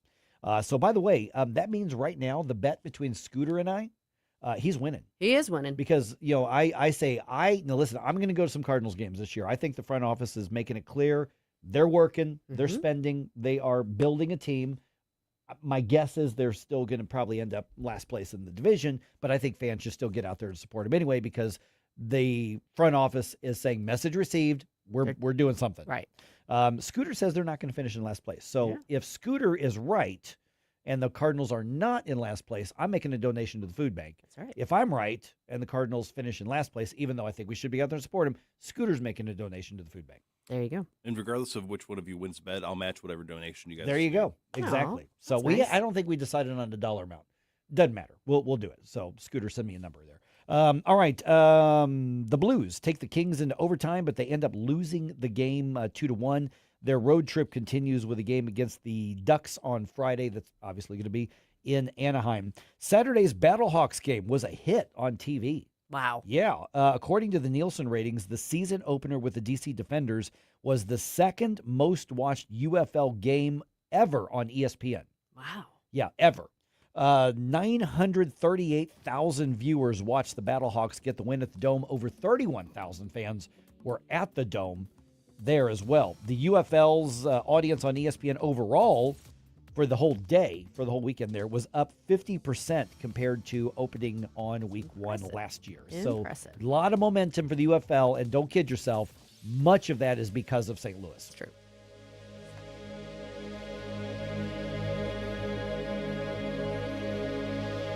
Tony Colombo here for Gutter Pros and Exteriors, your all-in-one service team that brings years of experience and quality that's affordable right to your doorstep. Christine and I discovered Gutter Pros and Exteriors when we bought our home and inherited a gutter problem. And they've also repaired siding damage on our home because along with gutter repair, gutter installation, and leaf protection, The Gutter Pros team are also the best for repairing other exterior damage, including fascia, soffit, and all siding repair and installation. Learn about all the ways Gutter Pros and Exteriors can help your home or business right now at gutterpros.com. Looking for an underwater adventure or a scaly new friend? Dive into Tropical World Pets on Watson Road. For 32 years, this family-owned wonderland has been St. Louis's go-to destination for all things aquatic and reptilian. With over 7,000 square feet of aquariums, we're home to the area's largest selection of freshwater fish, including rare cichlids you won't find anywhere else. But that's not all. We've got tarantulas, snakes, and lizards galore. Tropical World Pets, 314-849-4020, or visit twpstl.com. Do you own a timeshare? Well, face the facts. You made a mistake. You made a bad purchase. A timeshare is not an investment. It's a money pit that continues forever. If you use your timeshare, that's great. But if you don't, and you want to legally get out of your contract, call my friends right now at the Timeshare Exit Hotline. They're an experienced team of lawyers who help good people like you get out of a timeshare contract that they just don't want. Don't throw away your money on maintenance fees. Use it for things you really want. We can help you end your timeshare contract and stop the money drain immediately. If you're ready to move on with your timeshare, call our team right now. Cancel your timeshare now with this free call. 800-524-1641. 800-524-1641. 800-524-1641. That's 800-524-1641. KLGY HD3 Clayton, K270BW Bellefonte, KNBS Bowling Green. This is News Talk STL at 1019, 94.1, and always streaming at NewsTalkSTL.com. Breaking news this hour from Town Hall. I'm Rich Thomason. We are going to finish the job, and we're going to finish it very fast. President Trump addressing the nation from the White House last evening, saying that all of America's core strategic objectives in the Iran war are nearly achieved. Chief among those objectives, making sure Iran will never have a nuclear weapon. The president's calling on other nations to retake the strategic Strait of Hormuz from Iran and keep the strait open. Build up some delayed courage. Should have done it before. Should have done it with us, as we asked. Go to the strait and just take it, protect it, use it for yourselves. Iran has been essentially decimated. The hard part is done, so it should be easy. As the president demands that Iran make a deal with the U.S. and as ceasefire talks continue. Iran has responded to President Donald Trump's address to Americans on the war with new missile attacks targeting Israel and the Gulf Arab states, underlining Tehran's insistence that it rejects Washington's outreach for a ceasefire while maintaining its grip on the Strait of Hormuz. Britain Thursday plans to hold a call with nearly 36 countries about how to reopen the strait, through which 20% of all oil and natural gas traded passes in peacetime. The call will discuss diplomatic and political measures that could restore shipping once the fighting's over. I'm Charles de Ledesma. The long-running partial government shutdown may be over soon. There is a fresh Republican-authored plan for funding the Department of Homeland Security, and the Senate may take up that proposal as early as today. A historic moon mission underway. Last evening's launch of 4 astronauts from the Kennedy Space Center. NASA's Artemis II mission will see those astronauts make a lunar fly-around. Watching Wall Street this morning, the Dow futures down 632 points. NASDAQ futures off 482. More on these stories, townhall.com. A sacred season is approaching, a time to remember God's deliverance, the night he brought his people out of bondage and into freedom, Passover. This year, many of God's people will observe Passover under the shadow of war. Across Israel, red alert sirens pierce the air. Families rush to shelters with just seconds to spare. The elderly fear they'll be left behind. Parents hold frightened children as explosions shake the night. Sleeplessness and uncertainty are now part of daily life there. But Passover reminds us that God hears the cries of his people and answers with love and compassion. That's why the International Fellowship of Christians and Jews is on the ground in Israel, providing food and emergency supplies, equipping bomb shelters, and caring for the elderly and Holocaust survivors, bringing comfort and safety to God's children. Join Christians around the world in praying for Israel during this sacred Passover season, asking God to bring protection, comfort, and peace to the Holy Land. Stand with Israel in prayer today by visiting supportifcj.org. That's supportifcj.org. From the Michaels Flooring Outlet Weather Center. I'm meteorologist Chance Scotch with your First Alert forecast. We're going to be tracking a First Alert weather day as we head off towards the afternoon hours starting at 1 o'clock, lasting through about 11 p.m. tonight. We're going to be looking for the possibility of a few isolated strong to severe storms. That'll start to taper off. Highs this afternoon still back towards the upper 70s. Into Friday, 82 degrees, looking dry throughout much of the day. Then late Friday night, could see some strong to severe storms. We'll continue to keep a close eye. Those will turn into showers Saturday, exiting by Saturday afternoon. Sunday looking dry for Easter. From the First Alert 4 Weather Center, I'm meteorologist Stan Scott. This hour of News Talk STL is brought to you by Rodney and Jen Wallner and the entire Wallner home selling team at Berkshire Hathaway. Call them today at 314-810-SOLD. 314-810-SOLD. Streaming TV is where it's at. It's not about cutting the cord anymore. That's old news. It's all about your customized TV options. With the best and cheapest high-speed internet and your own TV subscriptions, we've got your dream TV lineup. Between wired and satellite internet and TV, you now have tons of options. Save money and get more internet speed and better TV today by calling the Whole Home Connect. We scan your location and offer you the best TV and internet options. And we always have specials and promotions. So when you call, ask about that. Take 5 minutes of your time, make this free call now, and learn how to save money and get better internet and TV for your home anywhere in the U.S. Make this simple and free call now. 800-257-1632. 800-257-1632. 800-257-1632. That's 800-257-1632. Mike Ferguson. I'm a stud. I'm ballsy. I don't take no from anyone. Susie Moore. I disagree on his assessment of the situation. Get up, St. Louis. So it's time to get out of bed. Pour yourself the greatest cup of Kofifi the world has ever seen. Rise up with one voice, drain the swamp, and take back our country. Today's the day we're going to do it, and it's time to do it right now, believe me. Mike Ferguson in the morning on News Talk STL. All right, you know what today is? Thursday? Thursday. But we are now 1 year into the so-called Liberation Day taxes. Or tariffs, if you prefer, however you want to say it. But we're 1 year now into that. It just seems like... It doesn't seem a year ago. I know. We're just overwhelmed by a bunch of stuff. Okay, so where are we? What's been the impact on this? And this, it's interesting because you've got everybody looking at the exact same stuff, but coming to completely different conclusions. Yeah. In a lot of different ways. Rorschach. We're now joined by Bryan Riley, Bryan, back on the show here from the National Taxpayers Union. Bryan, appreciate you being on the program here. I have a feeling that you and I are going to see this in a pretty similar way, but we also know that among those on the right, there's a lot of people who aren't going to see it the same way that we see it. I referred to them early on, Liberation Day taxes, because that's what tariffs are. A lot of people say, no, these are tariffs, and look at how much money the government's collected. It's obviously been good for us because we're changing, manufacturing and all this sort of thing. Let's lay out the bottom line. We're 1 year into this. What has been the most direct impact of the sort of trade war that was started with some of these tax policies? Well, in my opinion, the most direct impact was about $200 billion in taxes, mostly paid by Americans, whether importers or consumers. So it's I certainly noticed when you described this as a Liberation Day tax anniversary. Tariffs are literally, by definition, a tax on imports.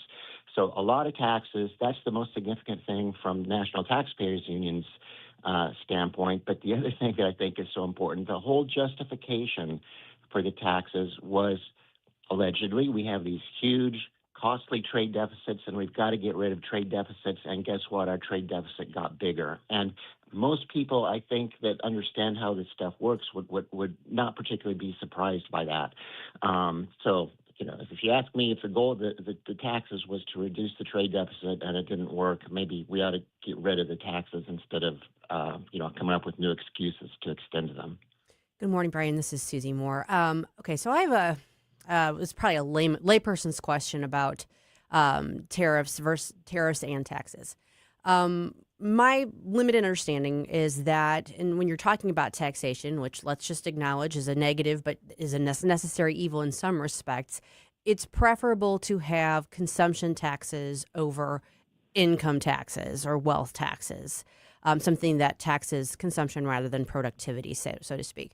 So if someone is arguing that a consumption tax is preferable to an income tax, why then are tariffs, even if they're taxes, aren't they essentially consumption taxes? They are absolutely a form of consumption tax. So they could be supported based on the description that you accurately provided, with one big exception. Most economists, if you're going to go sit in an economist class, public finance class, they're going to say consumption taxes are good as long as they're broad-based and affect everybody equally. These import taxes are not broad-based. They pick winners and losers, and they distort the economy by only hitting certain goods and not all goods. These consumption taxes also have an additional cost to Americans, where they're not just a tax on imports, but they affect U.S. exporters. So if you're, say, a soybean farmer in Missouri or Illinois or wherever, you have fewer export markets. Not only are you paying more for your inputs, but you can't export as much. So that's why, although you're correct, these are a consumption tax, I just don't think they're a very good consumption tax. It's tough to get into a debate on what's the best type of tax, when to me the big problem is the government spends too much money.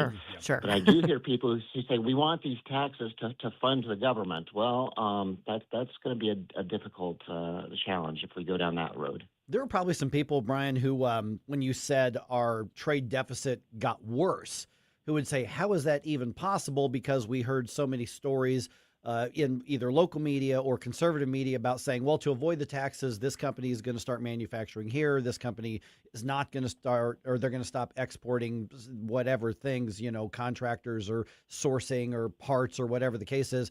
So we've seen some news stories saying, no, but wait a minute, the protectionism is actually worsening. How much did the trade deficit change? Which, by the way, I'm one of those, I don't really care that much about the trade deficit. That just means we're buying stuff cheaper for what we need here. But how much did it change, and why? Why would the tariffs have that adverse effect from what we were told they were supposed to do?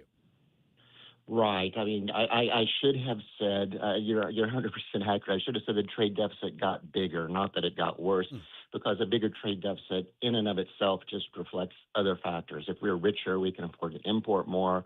If our trading partners want to invest in our economy, invest in the stock market, build automobile factories, that all benefits us regardless of the impact on the trade deficit. So the deficit went up a little bit. It didn't go up a lot.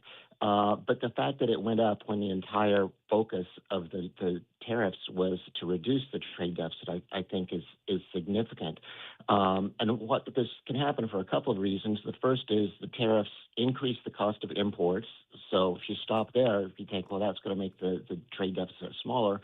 But it also leaves our trading partners with fewer dollars to spend on our exports. So we export less. So we don't reduce the trade deficit, we reduce the total amount of trade.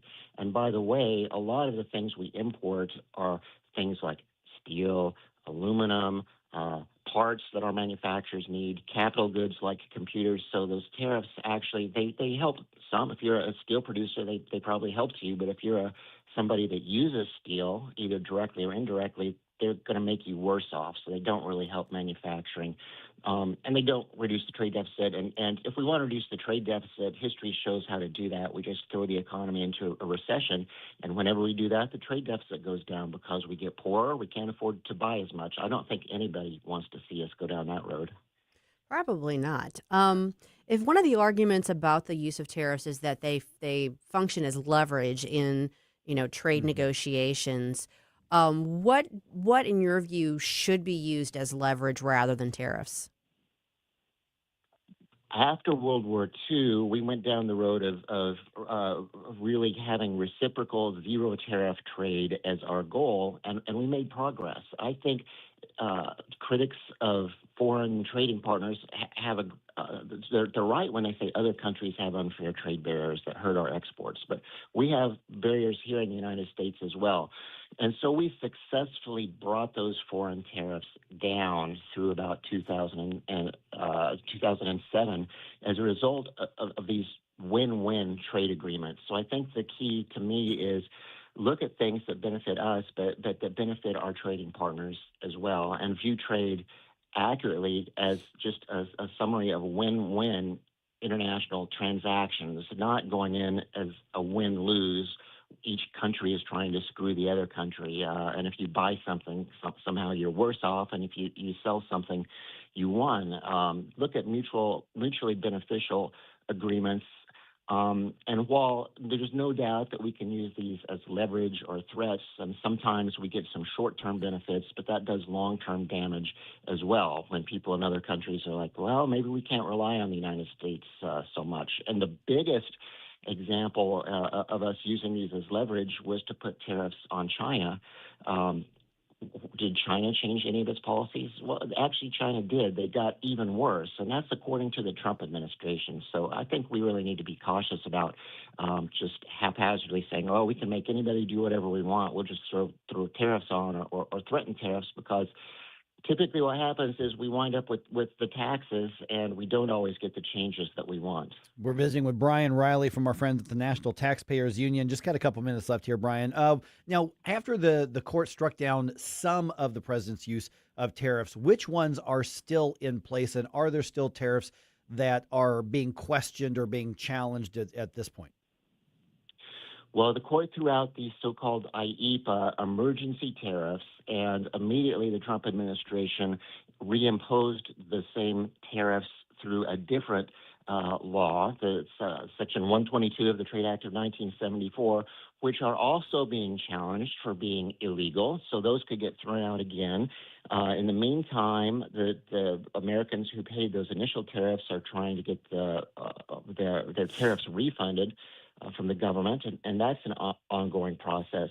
So we have these broad-based tariffs that remain in effect. There are exemptions for certain goods. There are exemptions for most fertilizer. There is exemptions for petroleum, and I think that's fine. I think it's an indication that even the Trump administration realizes, hey, there are some things we shouldn't tariff because Americans would pay, and we don't think it's a good idea to put tariffs on all those goods. But we also have specific so-called national security tariffs applying to everything from cans of beer to steel to aluminum that are even higher than the broad-based tariffs. So it changes almost from day to day or week to week, but our overall tariff rate remains at about 10% or so. Before Trump came into office this time, it was about 2.5%. So it's a big increase on average in the overall rate, but to some extent it depends not only on what you import, but where you buy it from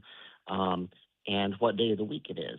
Okay, so the bottom line then in the last 30 seconds or so, Bryan, is that the Liberation Day tariffs, have they bolstered any parts of the economy, or have they made things more expensive for us? What's been the bottom line effect?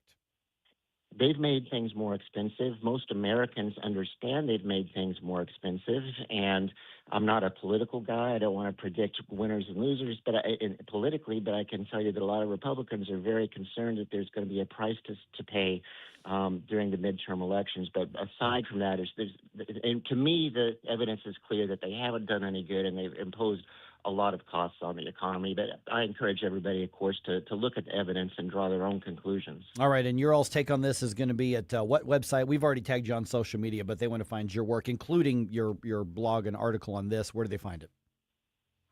NTU.org for National Taxpayers Union.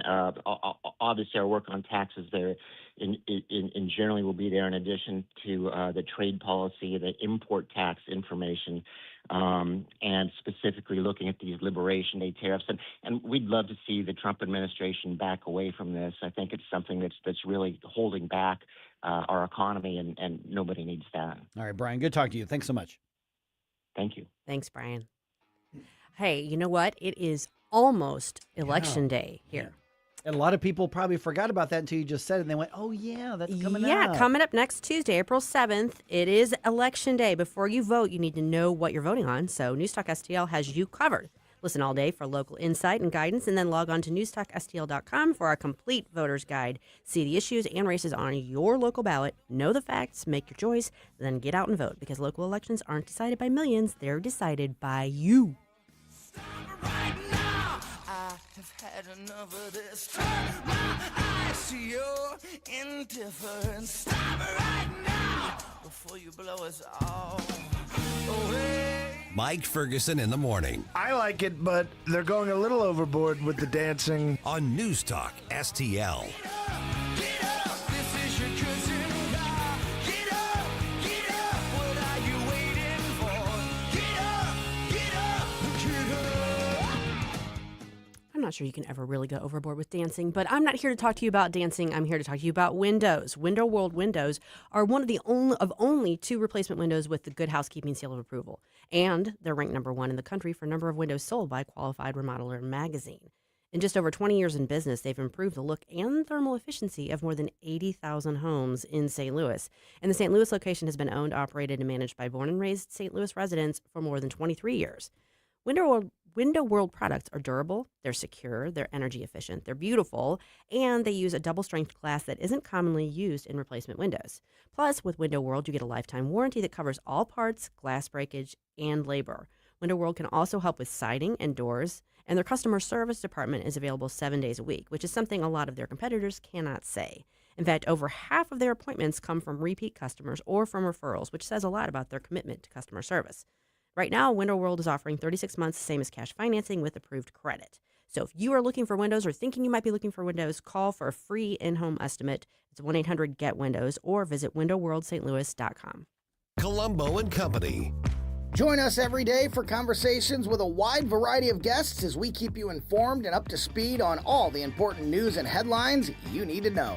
Live and local weekdays at 2 on News Talk STL. When I have business clients or guests from out of town, I often take them to Cafe Napoli. I know they're going to enjoy any of the Napoli locations. Cafe Napoli in Clayton, Napoli 2 in Town and Country, Napoli 3 in St. Charles, next to Napoli C, Napoli Kirkwood, or Napoli Brothers Pizza and Pasta in the Chesterfield Valley. Excellent food and intellectual conversation, if they bring the intellectual conversation. And NapoliSTL.com. NapoliSTL.com. State Freedom Caucus Unfiltered, Sunday nights at 7 on News Talk STL. Hear all the behind-the-scenes stories about what the State Freedom Caucus is doing across the country, directly from the legislators and the people that are doing it. State Freedom Caucus Unfiltered, this Sunday night at 7 with your host, Tim Jones. State Freedom Caucus Unfiltered, now Sunday nights at 7 on News Talk STL. Ever feel like just a number in a waiting room? Hi, I'm Shannon Tribune, Director of Operations with Body of Health Direct Primary Care. Navigating the medical system can be a maze of stress. I'm your personal guide at Body of Health. I handle the messy parts of medical care, the logistics and complex coordination, both in and outside our walls, so you and Dr. Tobler, that's my dad, can focus on what matters most, your health. At Body of Health, you're not just a patient, you're part of the family, because that's healthcare the way it ought to be. To learn more, schedule a discovery call at bodyofhealth.com. This app is absolutely fantastic. Yes, I listen on my phone. If you have a phone, you have a radio. It is awesome. Download the all-new News Talk STL app and listen anytime, anywhere.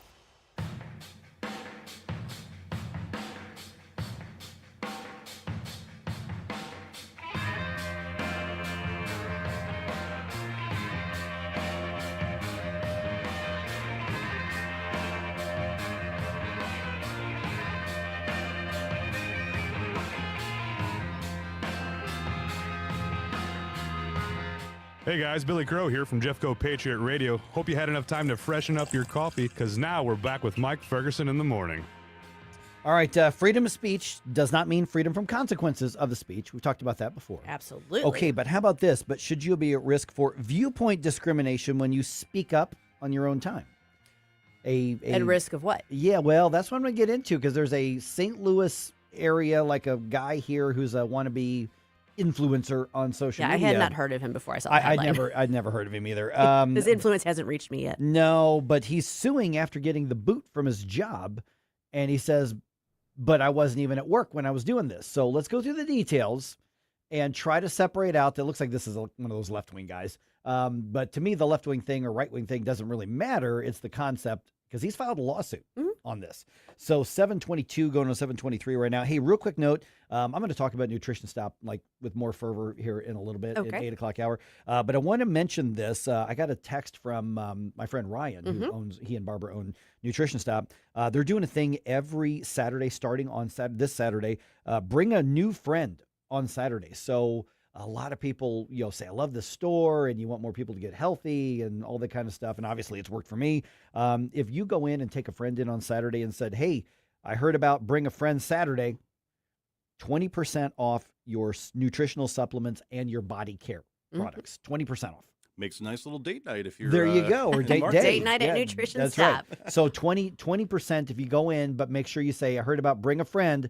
I brought my friend in. They're checking out Nutrition Stop for the first time here, and then just tell them that, and sneak in that you heard it on the radio. Absolutely. And 20%. So 20% there. Pretty good deal. All right, check that out. All right, 723. Okay, so I had never heard of this guy either. I didn't know who he was. He goes by the Woke Ginger. Okay. And I don't think he's one of those. I mean, that's just his handle that he goes by, and so it's ironic. Yeah, he does a lot of he was in management executive work at a nonprofit group that is called Food Outreach Incorporated, and so he filed a lawsuit this week in the St. Louis City Circuit Court, saying that they violated state law by firing him in response to stuff he was saying on social media. Okay, so I went specifically to one of the most left-wing news sources I could find, and let's take at face value some of their reporting on it. Assume arguendo. Right. So let's do this here. And so, I mean, when I say I went to this is like the Advocate. Okay. I mean, so a former executive at a Missouri nonprofit that serves people living with HIV and cancer filed a lawsuit saying he was fired for expressing political views on social media. His name is Justin Kralaman. I don't know, Justin, if you're listening, I doubt you are. But if you did, sorry, I forgot your last name, right? So he worked for several years at Food Outreach Incorporated in St. Louis, and he claims that the organization violated state law by suspending and then terminating him because of his political beliefs. So he was the Senior Director of Development and Strategic Initiatives, so pretty high up in the nonprofit organization. Outside of work, he operates social media platforms called the Woke Ginger, where he posts comments on LGBT stuff, pro illegal immigration, pro immigration stuff, other political topics, and apparently he's got like a lot of followers. He's got a lot of views. He gets a lot of people out there. So he was placed on administrative leave back in February, one day after he posted criticism of Enterprise Mobility and St. Louis City SC, the soccer team, related to immigration enforcement and then restrictions on Pride and Black Lives Matter symbols at the games. So part of his complaint about Enterprise, basically they're renting cars to ICE and the feds and, doing business with the... So Enterprise Mobility is Enterprise as in part of the Enterprise group Gotcha. stuff. Okay, that's why I wasn't sure if that was some different group. And then St. Louis City SC, we talked about that when they said no political stuff, no pride flags, no BLM flags, no MAGA flags, no, just don't do it. And so he was very critical of those. He went on social media and called them out. Okay, well, that's his right to do that. He's got no, Okay. But he says he made those posts outside of work hours, did not reference his employer, and they were created independently of his role as an organization. So let's take at face value that's all true. Okay. I don't see any reason why it's not. He then says that he'd operated that social media platform for like a year and a half before he got terminated. The complaint states that Food Outreach leadership, including executive director and board members, they were aware of his extracurricular commentary. At even times, they'd been supportive of it. And so he thinks they were illegal in firing him. The lawsuit says no organizational policy prohibited employees from expressing political views about public issues or corporations. He says the decision to suspend and terminate him was driven solely by the content of the post on February 17th. And he says that it was because of the Enterprise content. So I have a lot of questions, and I don't know if the article answers them. Yeah. First off, do we know if his account in any way links him to his employer so that there's a notable link there? It looks like it's mostly TikTok, which I'm not on, so I don't know.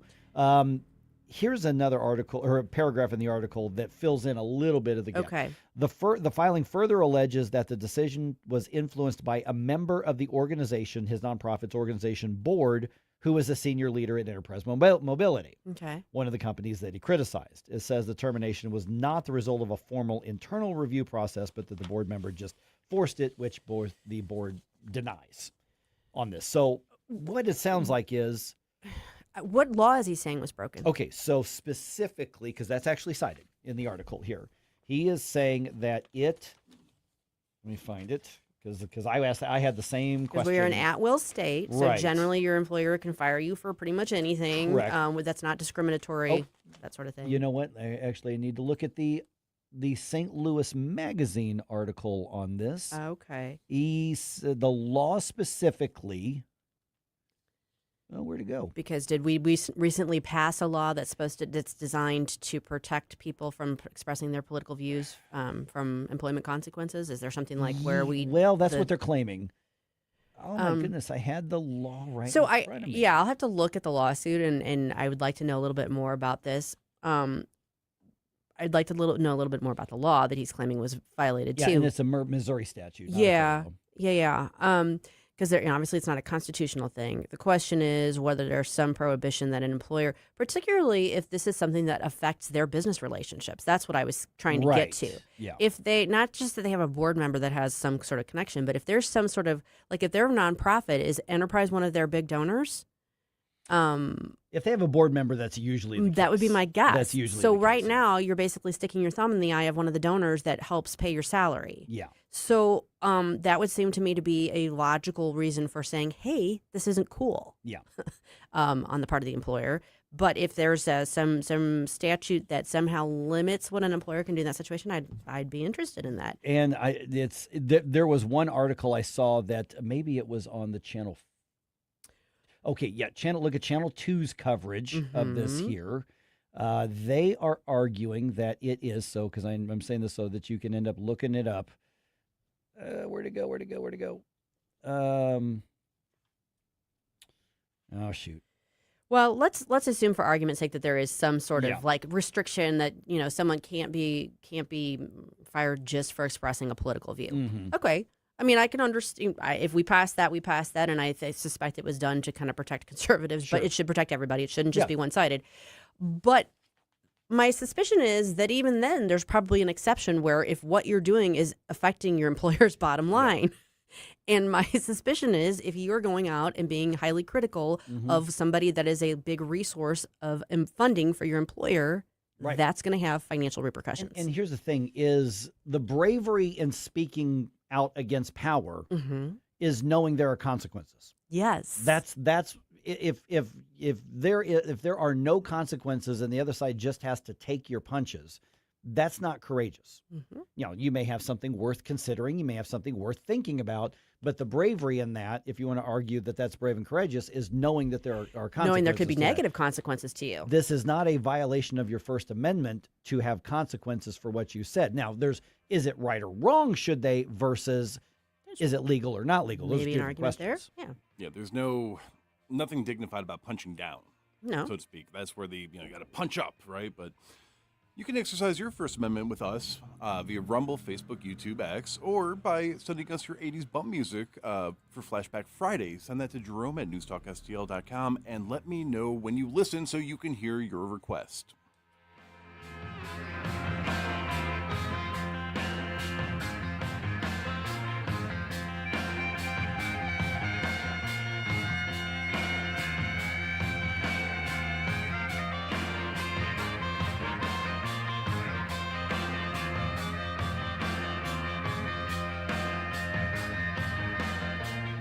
Mike Ferguson in the morning. It's time to limit the First Amendment. No. What?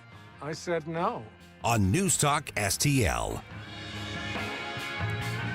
From the Michaels Flooring Outlet Weather Center.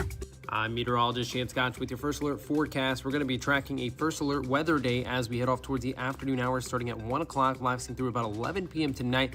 Going to be looking for the possibility of a few isolated strong to severe storms. That'll start to taper off. Highs this afternoon still back towards the upper 70s into Friday, 82 degrees, looking dry throughout much of the day. Then late Friday night could see some strong to severe storms. We'll continue to keep a close eye. Those will turn into showers Saturday, exiting by Saturday afternoon. Sunday looking dry for Easter. From the First Alert 4 Weather Center, I'm meteorologist Stan Scotch. John Beal Roofing reminds you we are in the stormy season, and that means if you have even the smallest leak in your roof, you could soon have a much bigger issue. Call to John Beal to make sure that your biggest investment is protected. That call can save you major dollars. If you do get hit during a storm, John Beal has a rapid response team. Call 1-800-NEW-ROOF. 1-800-NEW-ROOF. 1-800-NEW-ROOF, John Beal. Larry Connor's Commentary, brought to you by Vincent's Jewelers, offering a wide selection of jewelry, including lab-grown diamonds, affordable earrings, bracelets, necklaces, and rings, up to 75% off their natural counterparts. Visit VincentsJewelers.com. This is Larry Connor's Commentary on News Talk STL. Last night at sundown, the Jewish holiday of Passover began, lasting through April 9th. For Christians, this is Holy Week. Good Friday marking the day of Christ being crucified, followed by Easter Sunday, marking his resurrection. Against this backdrop, this week we're seeing an NBA player being ousted from the Chicago Bulls because he is a Christian. Now, the Bulls are not saying that Jaden Ivey is off the team because he is a Christian. Not directly, but the facts tell the story. He got weighed because he had posted videos against his former team, the Detroit Pistons, because they are, like many other NBA teams and sports, celebrating Pride Month. Not just celebrating homosexuality, but shoving it in the faces of their fans. Jordan Ivey said they are celebrating unrighteousness. So the Bulls said, oh, that's disruptive to the team. You're off. Hours later, Mavericks player Daniel Gafford was being asked what he thought of such treatment. Gafford was wearing a shirt which read, "Faith is not for the weak." He didn't turn against his faith, but tried to sidestep the question, fearing what happened to Ivey.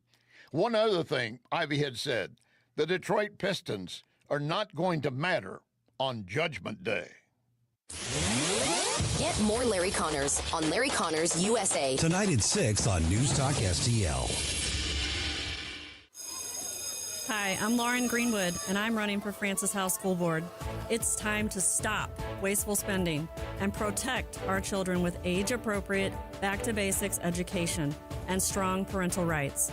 Our kids deserve better. Your voice matters. Show up and vote conservative on April 7th. The district's future is on the line. Vote Lauren Greenwood for Francis Howell School Board. Paid for by Greenwood for FHSD. Ron Pushkar, Treasurer.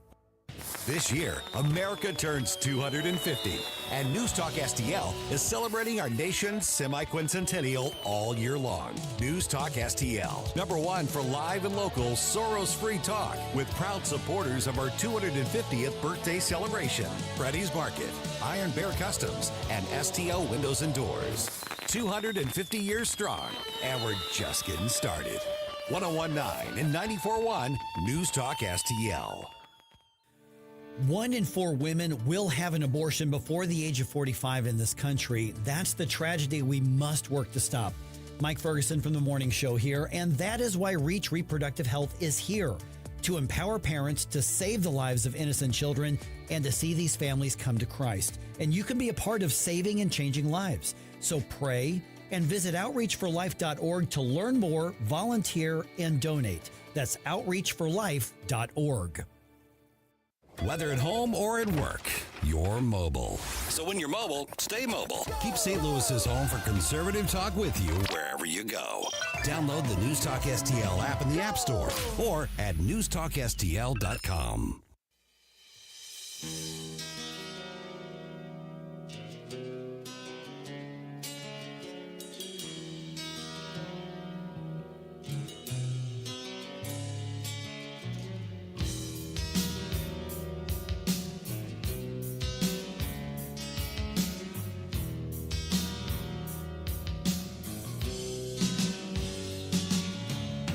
Hey, this is Carl Higbee, host of Frontline on Newsmax TV, and you're listening to Mike Ferguson in the morning on News Talk STL. Okay, you found that law that I did find that law, section 130.028. Yeah. That's the argument that the influencers is using, saying you can't fire me for my political beliefs. So, lawyer Susie. Okay, so and this is it's a pretty short provision. I'm not going to read the whole thing, but the part that would possibly be applicable here, it says every person, labor organization, or corporation organized or existing by virtue of the laws of the state or doing business in the state who shall discriminate or threaten to discriminate against any member in the state with respect to his or her membership or discharge or discriminate or threaten to discriminate against any employee in the state with respect to his or her compensation, terms, conditions, or privileges of employment by reason of his political beliefs or opinions. Okay, so you can't say, hey, I know you're a conservative and I'm right. I'm getting promoted to manager so I can get rid of that guy who has the MAGA. Yeah, which bumper even sticker. that I think is a little sketchy. Yeah. But I don't know if this law has been challenged because there might be an issue with that. But there's a difference between saying this is this person's belief and this person is out there on social media publishing that belief and it's going to have effect on our bottom line. I don't know that. I think this is an uphill climb for him. I think so, yep. All right, 7:38 right now. Did you hear the one about the congressman who assumed his own constituents couldn't get IDs? Oh, I think I saw a headline. I've got the audio from it. It actually happened. It's kind of remarkable. I mean, to the point where I'm like, I actually kind of feel bad for this guy. As awkward as this was. Yeah. All right. So I'll get to that here in just a moment. And I mean, yes, the world's gone crazy, but you don't have to. I mean, unless you want to. Or you can. Yeah, you can join the fun. You do what you want to do. But don't let all the news overwhelm you. Take it in on your own terms, which is where redstate.com comes in handy. So, Susie, what should we look for today? This is the Red State Rundown. Well, I mentioned when we were talking to Gabe, we have a fair amount of coverage of Artemis because a lot of us are space geeks, too. So there's that there. But there's other stuff, too. For instance, this article just dropped from our writer, Ben Smith, this morning. Anthropic dropped its own secret formula online, and now it's everywhere. Yeah, the AI tech guru folks spilled their own code online. Oh, okay. Yeah, the horse is out of the barn. Okay. They're calling it back, but it's already out there. That's a problem. It's like delete that picture off the internet. Nobody has it anymore. Exactly. So that's kind of, speaking of awkward, check that one out. This one from Bob Hogue. Forest Service ditches the swamps of D.C., heads to where the woods actually are. That's right. The National Forest Service, the U.S. Forest Service, is moving its headquarters from D.C. to Utah. Oh, okay. Okay. Yeah. So, I mean, I actually like that proposal that the Trump administration, and I think they may have said it during the first one, but they said, why is like the agriculture department in D.C.? Correct. Why not put that in Wisconsin or Missouri? Well, Josh Hawley was championing the idea of it being brought to Missouri, like Kansas City. I mean, that makes sense. It does make sense. Yeah. So we may see more of this. And then we've got this one from Becky Noble, our own local Becky Noble. How much is too much? Tuition at a D.C. university to balloon to nearly $100,000 a year in the fall of 26. Wow. That's got to be George Washington. Yeah. Yeah, it's got to be. That's crazy. Oh, my goodness. And you know what? Here's the thing. Unless you're going for one of those heritage jobs, your degree from a state schools could be just fine. Yeah, that is nuts. All right. Okay, so Congressman Shamari Figures. Now, not exactly a household name. He's a freshman, and he's out of Alabama. Alabama. I was going to say, I know he's from like the South or Southeast, but that's all I know. So he's doing a town hall meeting, come talk to your congressman, and it was at a local church in his district.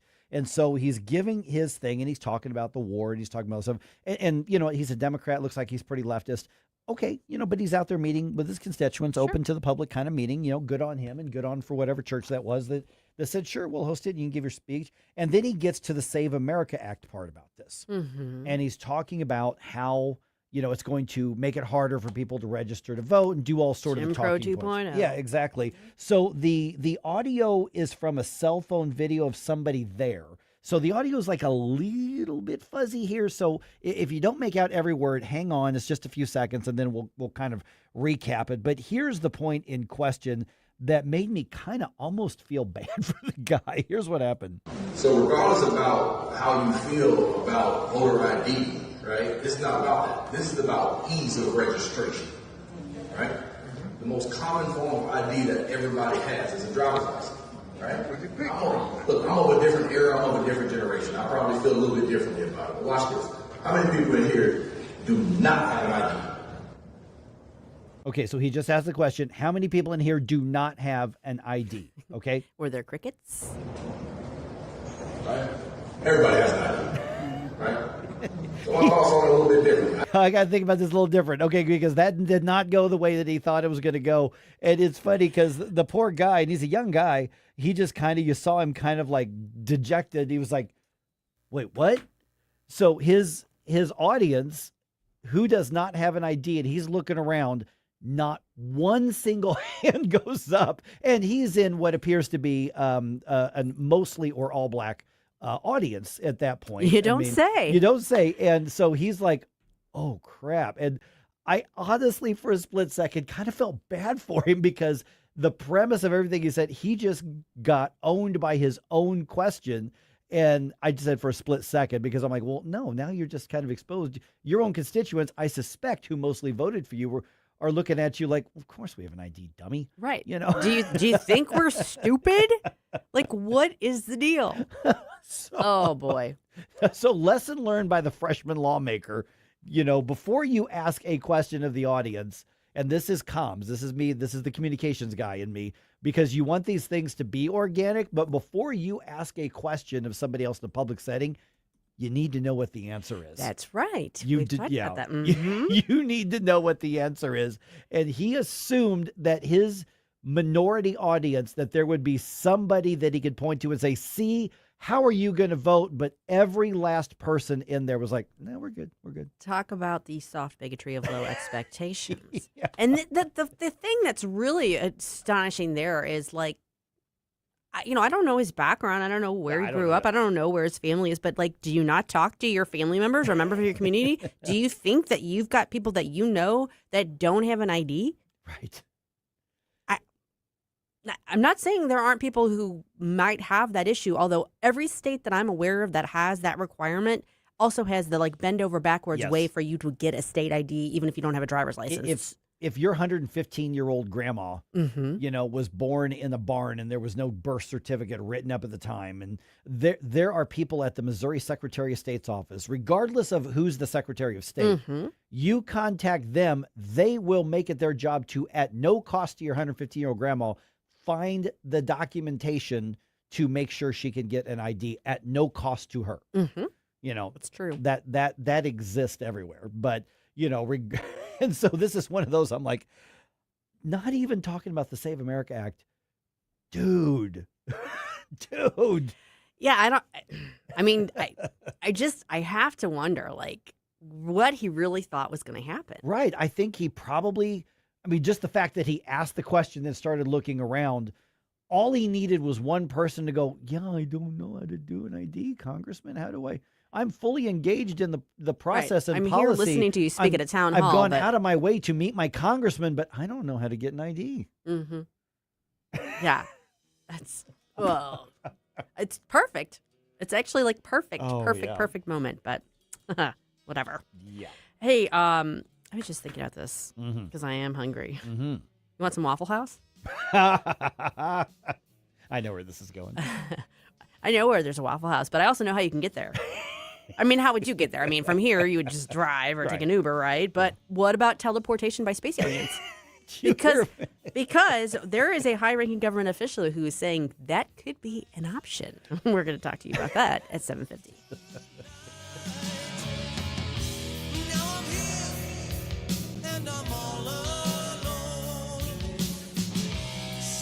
Mike Ferguson in the morning. Harvard is an asshole factory in a lot of ways that produces smirking faces. On News Talk STL.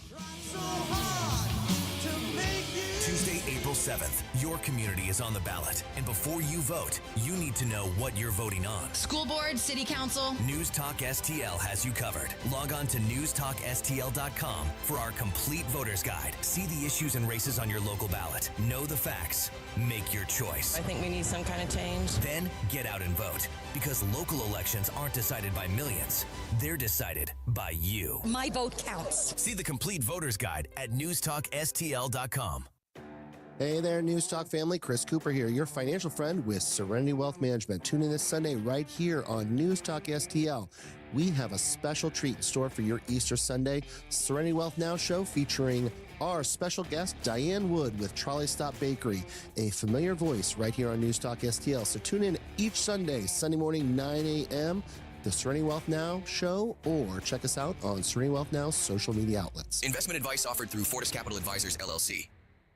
Yo, this is Vic. Vic for Vets is proudly honoring our veterans. Every Wednesday at 11:05, you'll hear about that day's honoree and their incredible service to our country. Hi, it's Ken. You want to nominate a veteran? Send their name, service information, and story to me, Ken, at NewsTalkSTL.com. Brought to you by Heroes Care, Alamo Military Collectibles, Gemini Wealth Group, Michael's Funeral Home, and Freddie's Market. Together, let's celebrate the heroes in our community. Vic for Vets, where honor meets gratitude.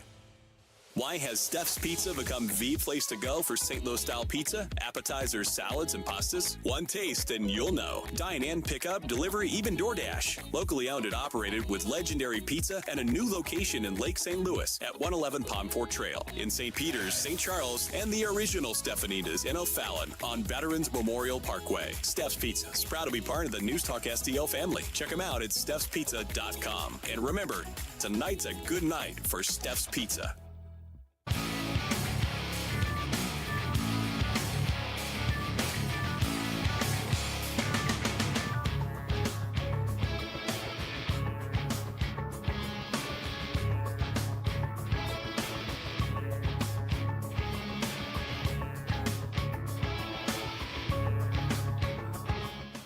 Hey, this is Todd Showalter. Join me for the Right Mind Show on Saturday at 5 as I try to put some fun back into this wacky radio station. You know, and speaking of wacky, let's get back to Mike Ferguson in the morning. We have a tiff going on in the studio here. Because my producer's lying about me.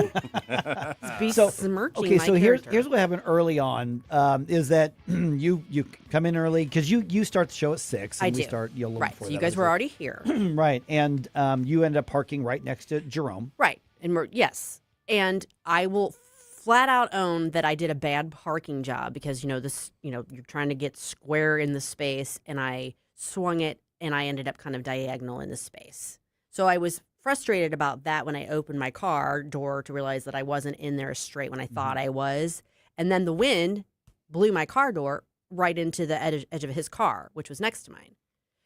And the light came on in his car and I was like, oh, crud, I hit it really hard. But then I realized it was because Jerome was coming out to his car that the light went on. But now he's accusing me of throwing my door into his car and taking off his door handle, which did not happen. So what I'm hearing is that you were not satisfied with my parking job, even though it was within the lines. You were already frustrated. You premeditatively slammed your door into my Jeep to punish me. I think Jerome has a hearing issue. And no, I didn't notice his parking job until I went out later to assess my own and realized that his was almost as bad as mine. And you saw a vehicle that you think might have been parked in a bad way, and you still chose to. There were plenty of other spots, and you still chose to park right next to me. Okay, listeners, you be the judge. Who's lying? I've got photographic proof. The more important question is, you guys didn't park anywhere near me, did you? He's next to you. Oh, are you? And then I'm next to him. Yeah. No, but guess And what? Guess what I didn't do this morning? I didn't bump it. Didn't hit my car. Jeez. Oh, my goodness. All right. Okay, I have never heard of Greg Phillips before today. I haven't either. I mean, he's a pretty high-ranking guy at FEMA. Mhm. Associate Administrator of FEMA, and he is in charge of FEMA's Office of Response and Recovery. So this is a huge job. Big job that this guy is in response for. He also insists that space aliens have teleported him to a Waffle House. Okay. So apparently this, Let's just give credit to the space aliens. Well, I mean, they know good food. I'd say Waffle House is pretty tasty. That's solid. I try not to, eat Hey, comfort this is food Todd as much. Showalter. Join me for the Right Mind Show on Speaking of space aliens, yeah, Aliens. it's Todd Showalter. Taking over the damn show. Exactly. But yeah, if you want space aliens to teleport you somewhere, of all places, you want to go to Waffle House. I really want some grits now. Yeah, Waffle House and what's the one they compete against all the time? It's Waffle House, and then what's the other Well, there's IHOP, Denny's. IHOP and Denny's. Yeah, those. I mean, those are all good. But Waffle House, there's just something Well, it's got the true diner feel. It's got the diner feel, and there's the sense of adventure because, are you taking your health into your hands just a little bit? Maybe. Maybe. I'm saying. And there could be a fight that there breaks could out. always be a fight at Waffle House. Exactly. So, so Greg Phillips, I guess, has a long history of just saying weird stuff. Okay. And he was on a podcast that I have never heard of called Onward Podcast.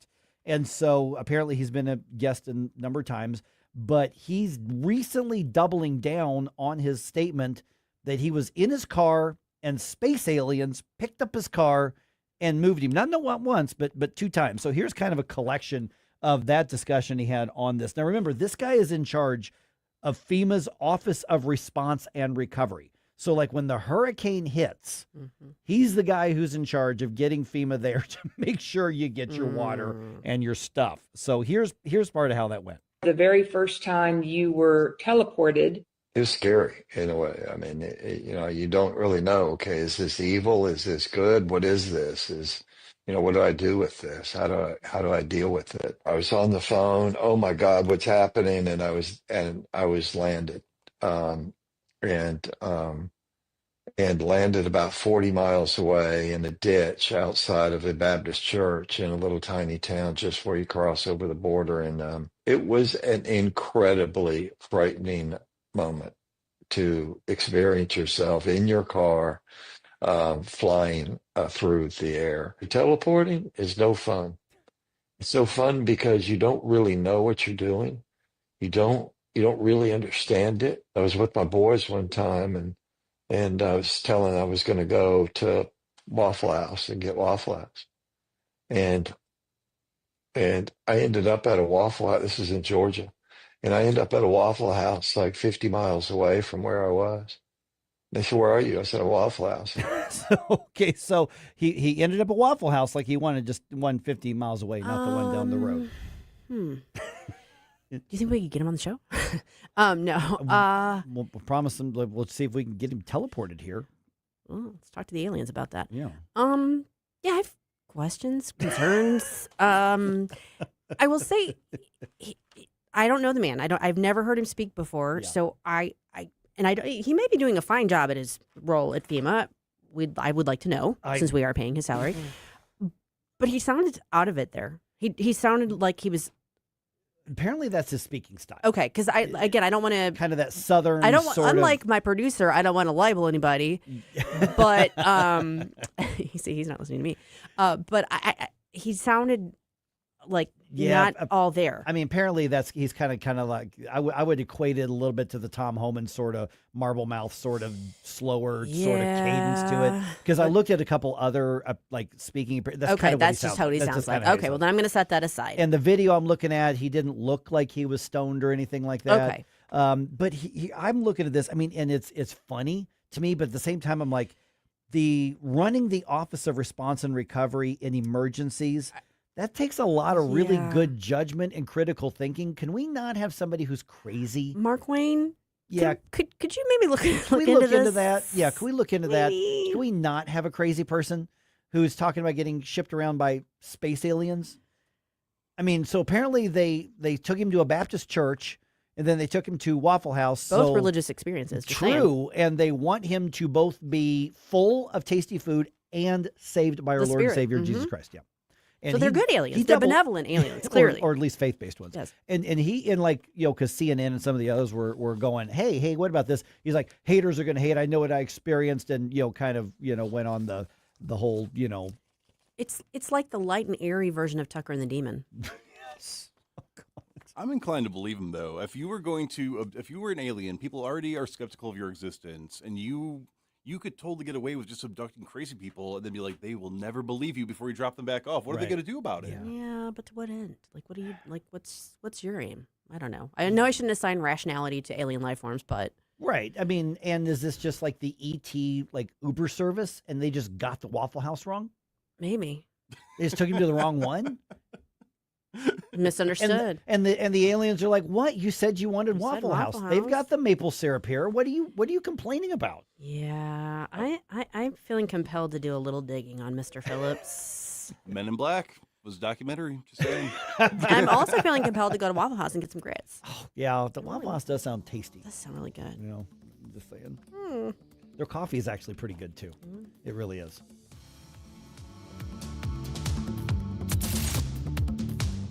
Key your car, sign their name. Susan did this.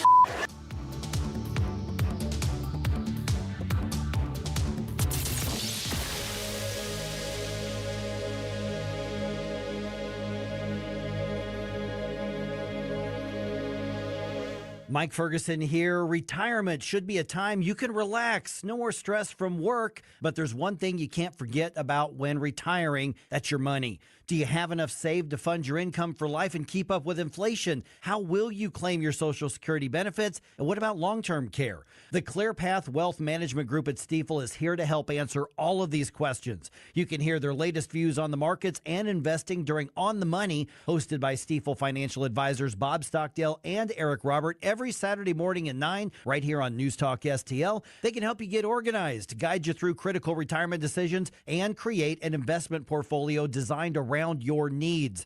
To schedule your free retirement plan consultation, go to clearpathinvesting.com. That's clearpathinvesting.com, or call 636-695-2650, 636-695-2650. Stifel Nicholas and Company Incorporated, member SIPC and NYSE. Now, the Free Market Minute, brought to you by the Hammond Institute for Free Enterprise at Lindenwood University. Hey, it's Mike Ferguson from The Morning Show, and I'm here with Dr. Grant Black. And Grant, does having more economic freedom make a difference in people's lives, such as maybe helping reduce poverty? It definitely makes a difference. Economic freedom is critical for fostering well-being and prosperity. It enables people to make their own choices and pursue their own interest, like choosing careers, starting businesses, and innovating to make the world better. It thrives in environments that empower people, promote competition, and protect property rights, all while being supported by limited and healthy government. Economic freedom is a catalyst for generating higher incomes, greater wealth, more opportunities, better access to education, and improved health at all levels of society. It makes a difference. The John W. Hammond Institute for Free Enterprise at Lindenwood University fosters and examines market-oriented approaches to economic and social issues. To learn more, visit hammondinstitute.org. KLGY HD3 Clayton, K270BW Bellefonte, KNBS Bowling Green. This is News Talk STL at 1019, 94.1, and always streaming at NewsTalkSTL.com. Breaking news this hour from Town Hall. Amit Thomason. The commander-in-chief says the Iran war finish line is in sight. President Trump told reporters he sees an end to the U.S. war effort against Iran. I think we're 2 or 3 weeks in. We'll leave. Because there's no reason for us to do this. He was asked about the war's impact on Americans, especially at the gas pump. And we're $4, and we have a country that's not going to be throwing a nuclear weapon at us in 6 months. But Americans are feeling the effects in the interim. And they're also feeling a lot safer. What is the plan to bring them back down? All I have to do is leave Iran, and we'll be doing that very soon. And they'll become tumbling down. Ben Thomas, Washington. Those remarks by the president echo those he delivered last night in his address from the White House. Republican congressional leaders are pursuing a plan to try to end the 7-week partial government shutdown. According to the plan, the Department of Homeland Security would be fully funded except for ICE and U.S. Customs and Border Patrol. It's an approach House Speaker Mike Johnson called a joke just ago. But now he and Senate Majority Leader John Thune will try and get it passed. It represents a do-over of what the Senate passed last week, but was rejected by House Republicans. GOP leaders hope to fund immigration operations at a later date. Greg Clugston, Washington. Parts of Northern California have been rattled by a 4.6 earthquake. Many say they felt their home shake for a few seconds early this morning across a 100-mile stretch, including San Francisco. 4 astronauts are on their way to a flight around the moon. It's humanity's first lunar voyage in more than 50 years, and it's a leadoff in NASA's plan for a lunar landing a couple of years down the road. On Wall Street, ahead of this morning's opening bell, stock futures deep in the red. The Dow futures down just over 600 points. NASDAQ futures off 447 points. More on these stories at townhall.com.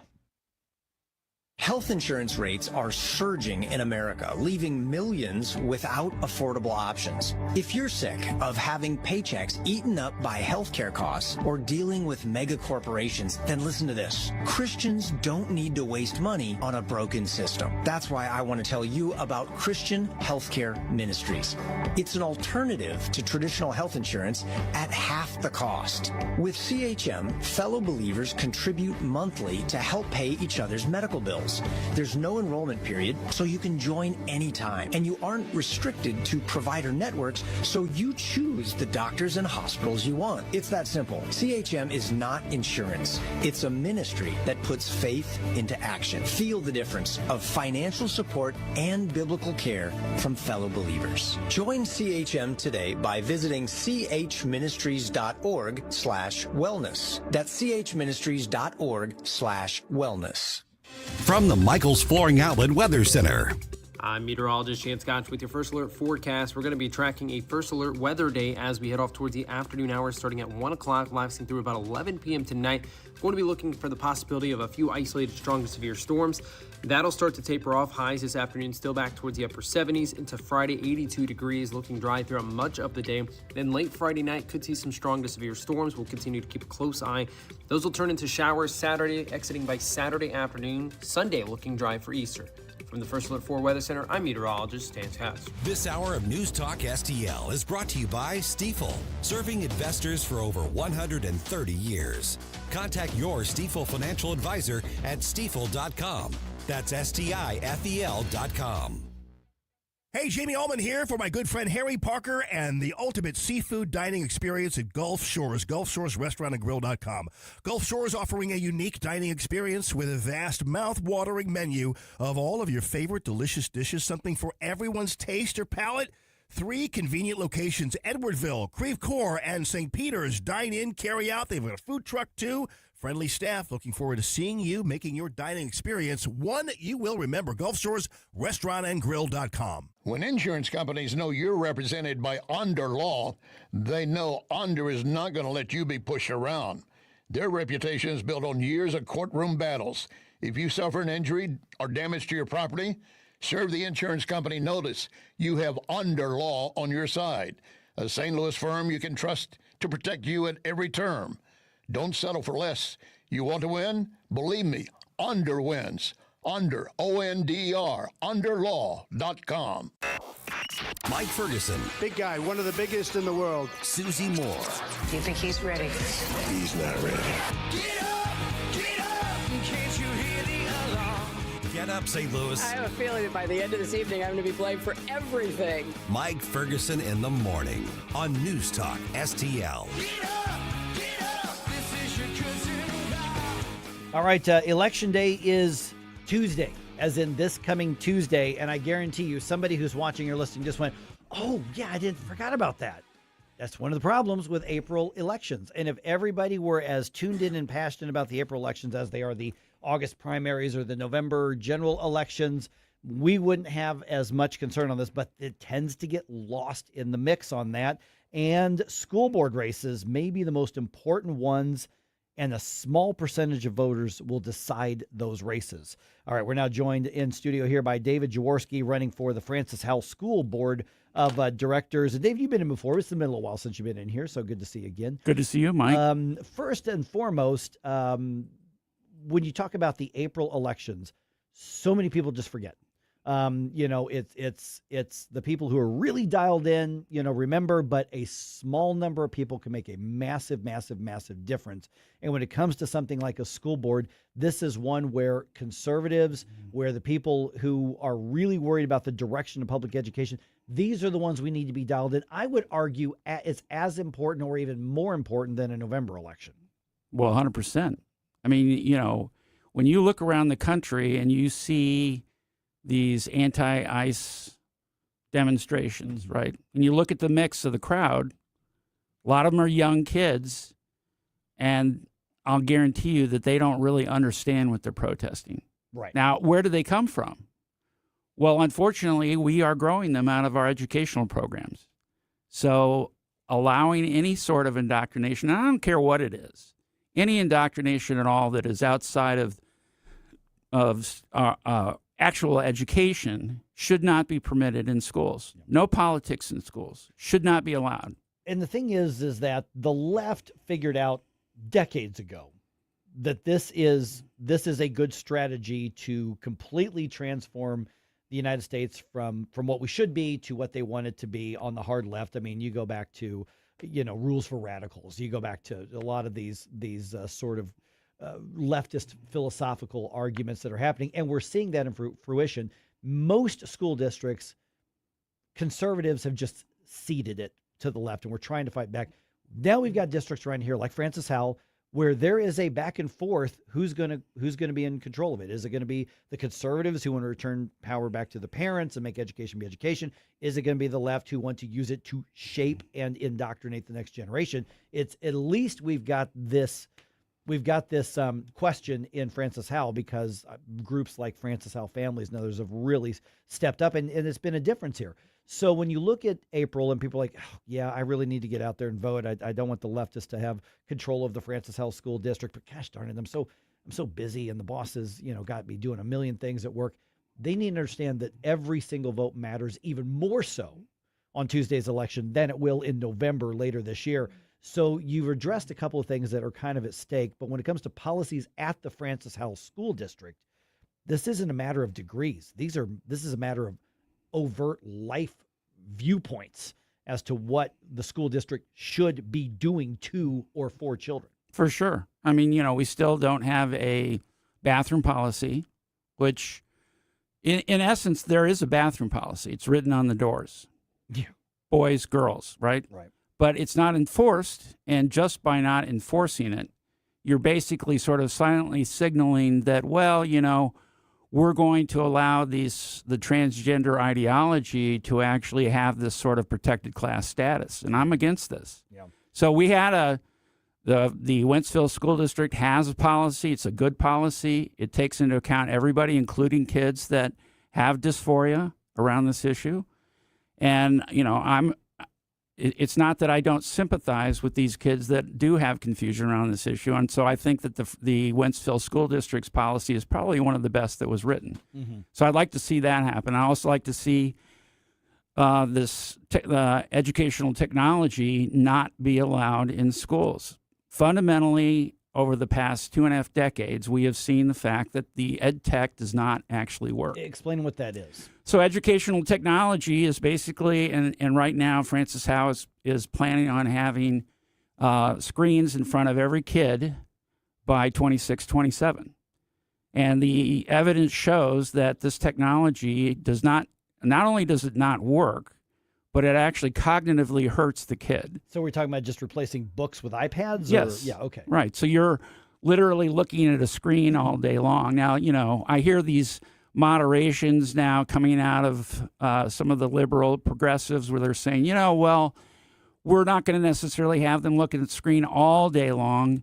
Well, I haven't heard that out of the school board. I just hear the fact that they're going to do one-on-one tech. And one-on-one tech from the scoring, okay, so there's meta-analysis that was done by Dr. Horvath in his book. And in that, the primary score to actually have an educational difference is a 0.4, 0.5.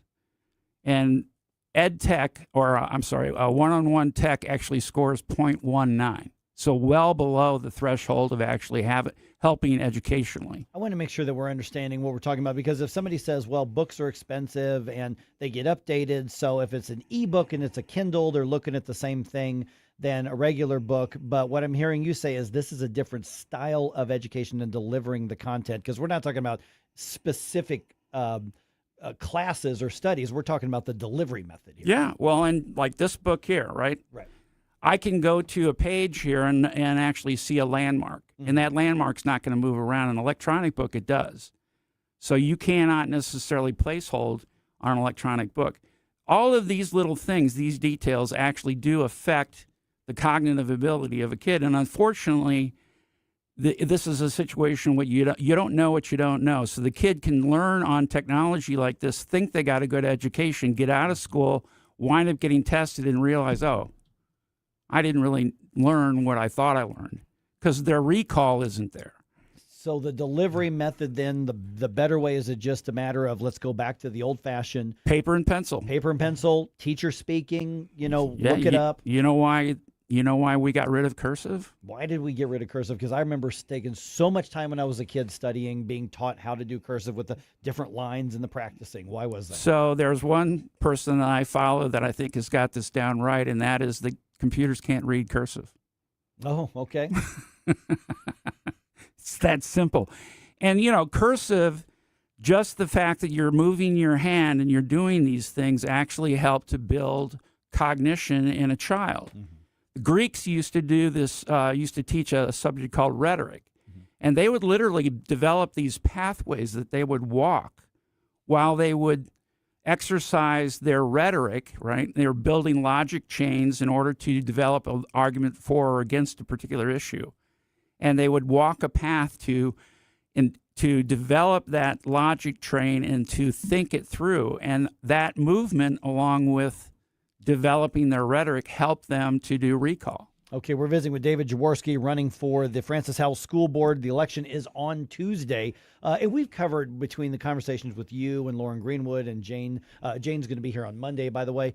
And so, we know what the battle lines are as far as literal, and this is not hyperbole, pornography in the school libraries and in some of the content. So I don't think we necessarily need to go through all of that again because I've got a shortage of time, but bottom line is that you all are saying, no, schools should not be in the business of handing over pornography to kids. That's crazy, but the opponents out there are making different arguments on that, which is mind-numbing to me. But let's talk about the actual education standards and delivery, because at the base of what you're running to do is to be on a board that's responsible for providing that education to generations of young people. How do we take whatever the level of education is right now? Let's talk about the history, basic sciences, math. All these civics, all of these different things. How do we improve that and provide that better education? Because if we have a truly educated populace, I do think that a lot of our cultural issues will start to sort themselves out. We just have kids who are just indoctrinated in one thing, and I think kind of dumbed down. Right. Well, okay. So we've actually been talking about it. Yeah. The fact that we have this technology that is being used in schools is depriving our kids cognitively. And so, by just getting rid of that and moving back to systems that we employed, you go back 3 decades, and we were employing these systems back then. Paper, pencil, taking notes physically, having kids develop understanding of how to take notes, having the kids do flashcards, and then do regular exercises to test retention. These are all things that are very simple to do, no matter what the subject is. And they will absolutely improve kids' ability to retain information. There was one experimental school that I'm familiar with, their work, and they were talking about the math class that they were doing, and one of the instructors does this thing where they do about a half hour, 45 minutes of math, get up, go outside, do basketball for 15 minutes, come back in and resume the class, and they saw a 30% increase. Oh, interesting. So just these kinds of things of getting kids moving. So, in other words, the whole idea of getting rid of recess and so forth is a terrible idea. And we need kids to be moving. But in addition to that, like I said, paper, pencil, review cards, flashcards, teaching kids how to take notes. They don't know how to take notes today. Yeah. They don't know how to develop these very simple tools, and they are extremely effective. We don't need to reinvent the wheel. We already know how to educate. It's just every time a new idea comes along, the board's like, well, let's spend some more money and we'll do this, right? Throwing money at this problem and continuing to test out new ideas when we have already known for centuries how to teach kids, it's ridiculous. And so that's why I'm conservative, right? Yeah. And speaking of the money side of this, and I know it's not directly part of your campaign but there's actually a ballot issue on the ballot in the district as well. Yeah, Prop RT. RT, yeah. Now, explain that to what people are. Whether you want to take a position on the air, but what is it that's being asked? Well, fundamentally, it's going to freeze the level that you're currently paying your taxes at. Oh, got it. So it's not going to, get rid of the taxes. It's simply freezing the level at you're paying your personal property or your property taxes at. Okay. Is that for everybody, or is this a senior tax freeze? As far as I know, it's for everybody. Okay, interesting. Okay. So in the school district, I heard one individual recently who sort of did these mental gymnastics with the math and went all through the math and props to this individual for going through the math on how it works and claiming that the school district is going to lose money. But when she finally ended, I challenged her and I said, look, at the end of the day, you're building your entire math problem on an assumption. And these assumptions, you're sort of saying, well, this is coming from this organization, this is coming. And I would like somebody to tell me, when was the last time that the government gave you assumptions and projections and they were actually right? Yeah. Okay, so David Jaworski, as we wrap here, running for Francis Howell School District. So what I'm hearing here, go back to the foundational aspects of education and delivery, teach human individuals with human individuals, and also don't get stupid with money. Is basically what we're hearing. And one of the big things is for you Christian conservatives out there, we need your help. We love your prayers, but we also need you to show up and vote on the 7th. And in addition to that, this is a long fight. We need to understand that we're not taking control of the board this year. We're only holding the spots that conservatives currently have. We need to engage you all the way through to the election in 27 in order for us to actually take control back. Yep. All right. Website, social media. I think we've already tagged you if you're on social media. But so Facebook, it's David Jaworski for FHSB. And then, of course, the Francis Howell families. Right. So. All right. Sounds good. David, thanks so much. Good luck on Tuesday. And Jane's going to be here on Monday, so we'll be following up even more. Okay. Thank you, guys. I really appreciate your help on this. You got it. All right. Just ahead in the news dump coming your way at 8:22. Mason Wynn has a really good day and then a not so good day. I'll tell you what happened just ahead right here. 1019 94.1 News Talk STL. You have a soul so dark, it is no more. And all at once depart, no destination. Making cold my heart to fight your war. Stop it right now. I have had enough of this. Mike Ferguson in the morning. I'm a hell of a lot smarter than most of you. On News Talk STL.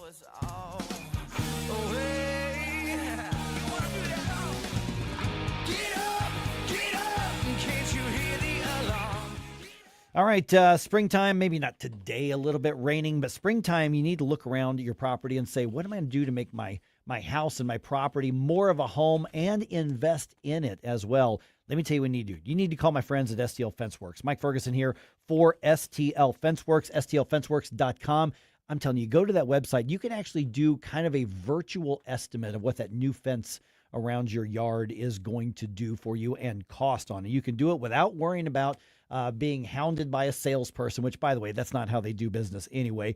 STL FenceWorks has been around for over 50 years. This is a family-owned business, and there's a reason they are so successful. One, they're very, very good at what they do. They don't go just try to get anybody to fill a spot. It's not like calling your cousin because he knows a guy who happens to go to Home Depot a lot, and they can get some buddies in on the weekend. They'll build a deck for you. Well, then you're going to have to end up treating it, staining it, and repairing it, and fixing those warps in it down the road. STL Fencework, you do it right, and it is more affordable than you could possibly imagine as well. They use American-made materials exclusively, which means better pricing because they don't have those import and tariff costs on that. And it also means faster installation because of no supply chain problems as well. So here's the thing. They do custom fences, and they use materials that are guaranteed, because you can say, oh, I can do it cheaper by getting that wood from the home improvement store. Yeah, but it's not cheaper.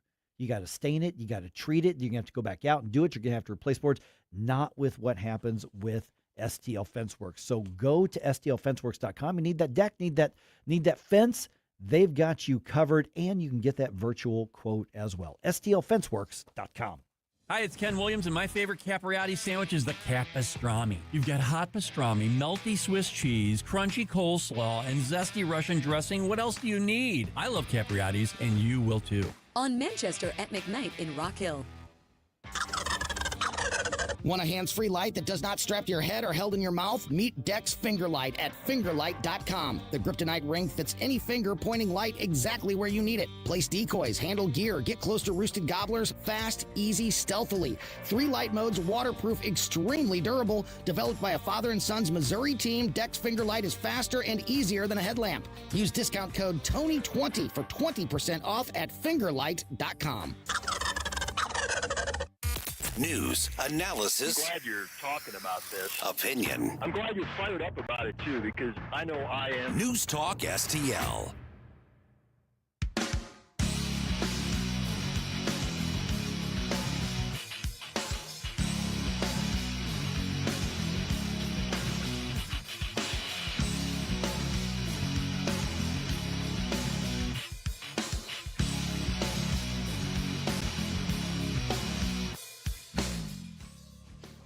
Is one of my favorite programs. In addition to Larry Connor's USA, catch my program at 6. Now, back to Mike. Couple of things that I'm seeing on Rumble here. By the way, if you're on Rumble or Facebook or Twitter, hit that like or the heart or whatever, and help us out, get the word out here.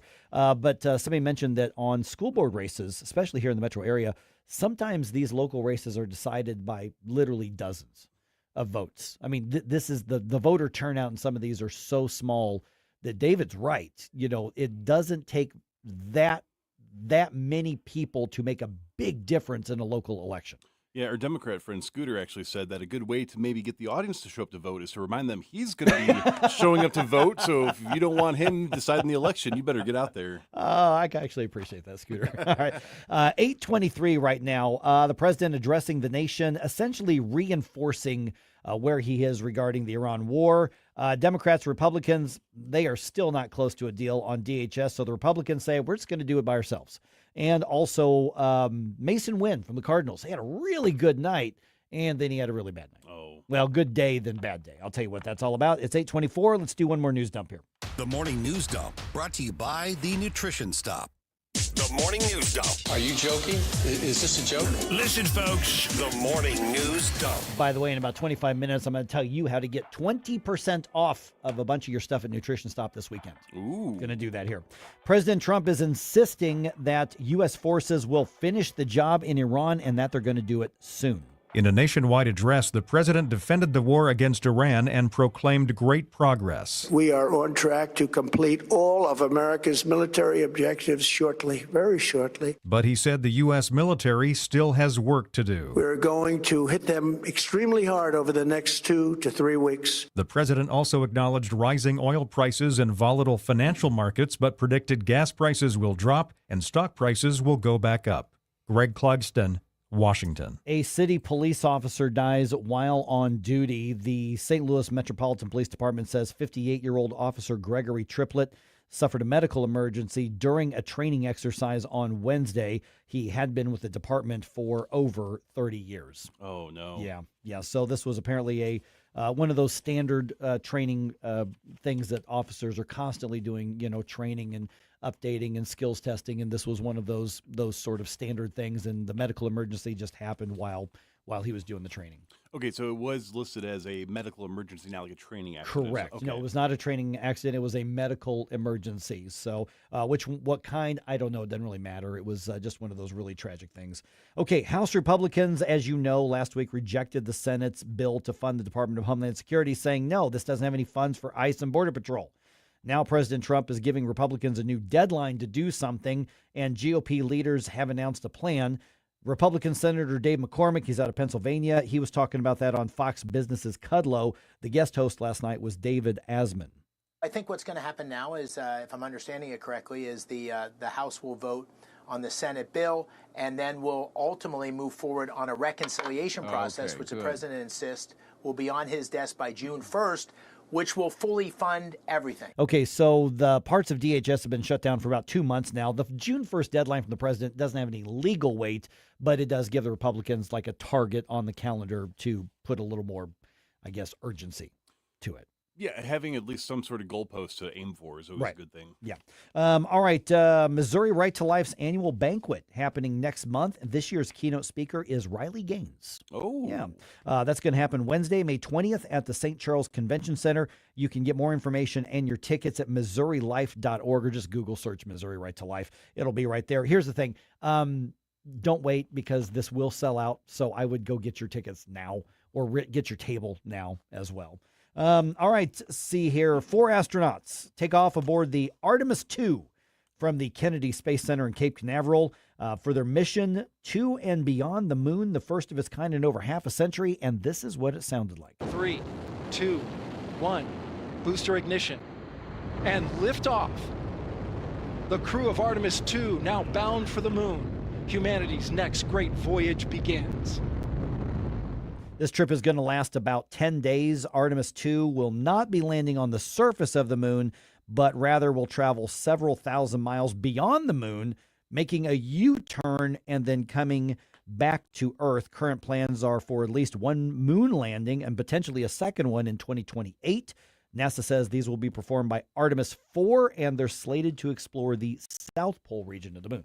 Yeah, earlier today we were actually talking with Gabe about that and sort of his analysis, but I'm really wondering what Katy Perry thinks about this mission and how it's going so far. And if she were to get up there, would she kiss the South Pole of the moon? I'm just saying, By the way, that Gabe had a lot. Actually, we had a lot of fun talking to Gabe. He had some really good insight on why this actually could be really important to all of us for generations. So let's revisit that at 8:35. Okay. I think let's do that here. All right, the Cardinals get the series win over the Mets, and they do it in walk-off fashion.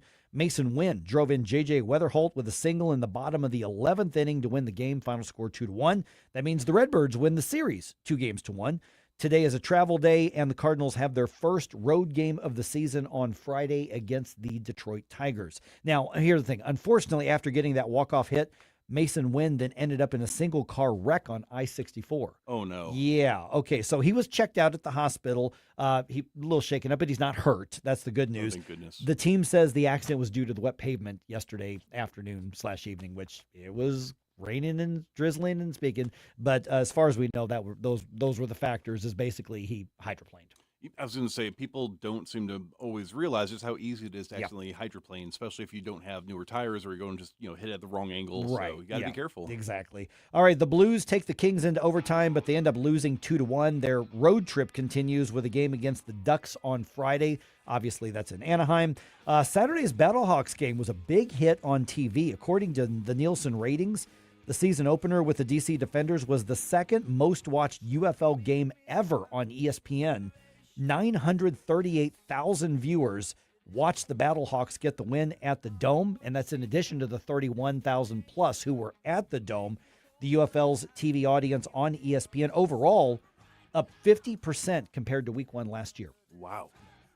I see your indifference. Stop it right now before you blow us all away. Mike Ferguson in the morning. I'm making a little speech. I'm going to tell everybody how great I am. What a great job I've done. What a phenomenal job. What a phenomenal job I've done. On NewsTalkSTL.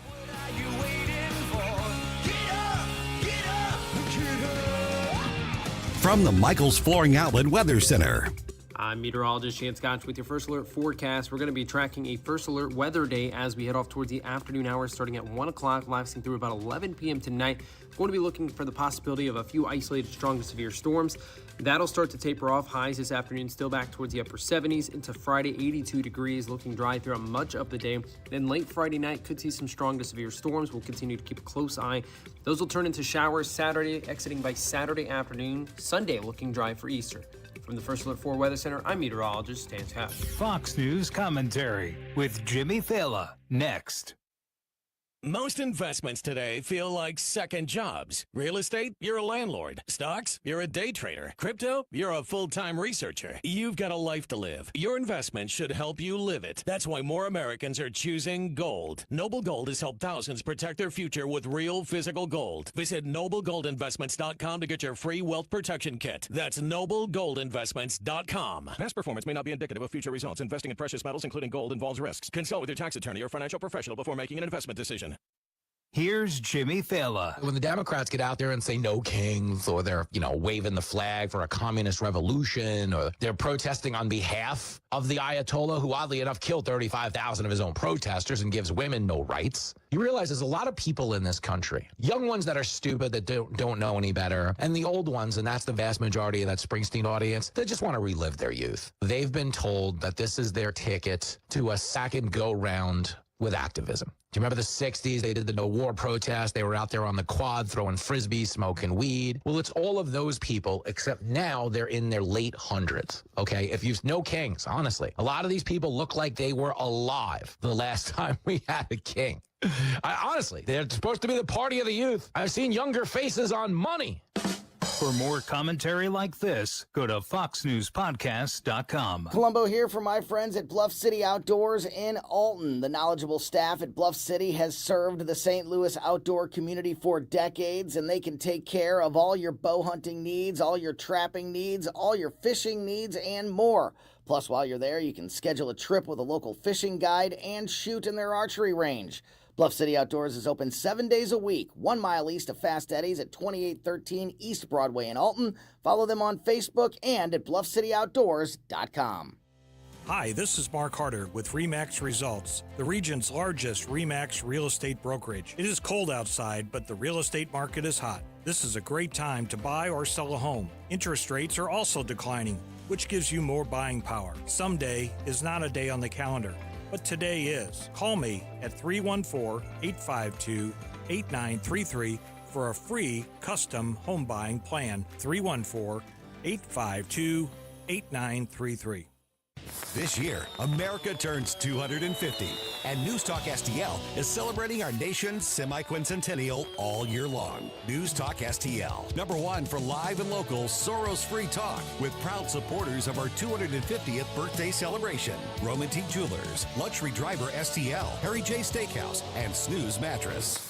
250 years strong, and we're just getting started. 1019 and 94.1 NewsTalkSTL. News, analysis, opinion. Don't always agree, but in love listening to your radio station. This is tyrannical stuff they're doing. Elections have consequences. This is 1019 and 94.1 News Talk STL. Rocket Man, burning out his fuse out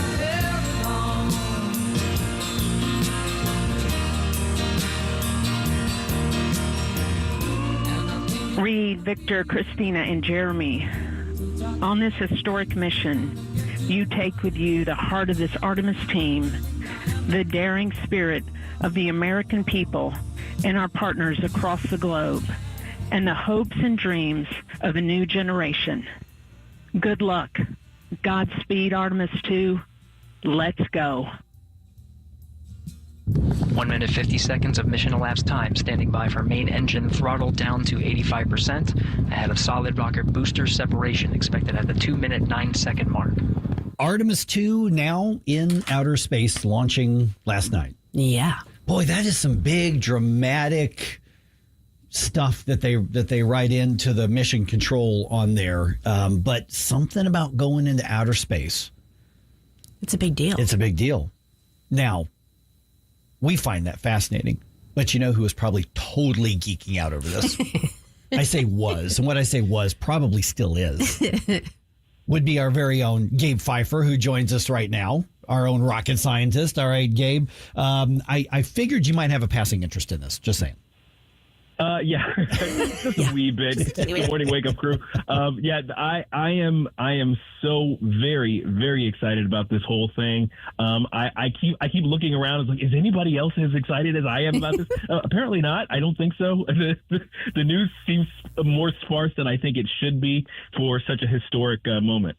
So, but by the way, we're seeing a lot of people, like we've even had some people today saying, hey, the Artemis launch was more interesting than even the president's speech because we knew it was, far. And so there are a lot of people who are. So here's the question. We're not actually landing on the moon. We're basically doing a drive-by and we're going a little bit farther and doing a U-turn and coming back and all that sort of thing. From the scientific perspective, from the exploration perspective, we went to the moon over 50 years ago, as everybody knows, Gabe.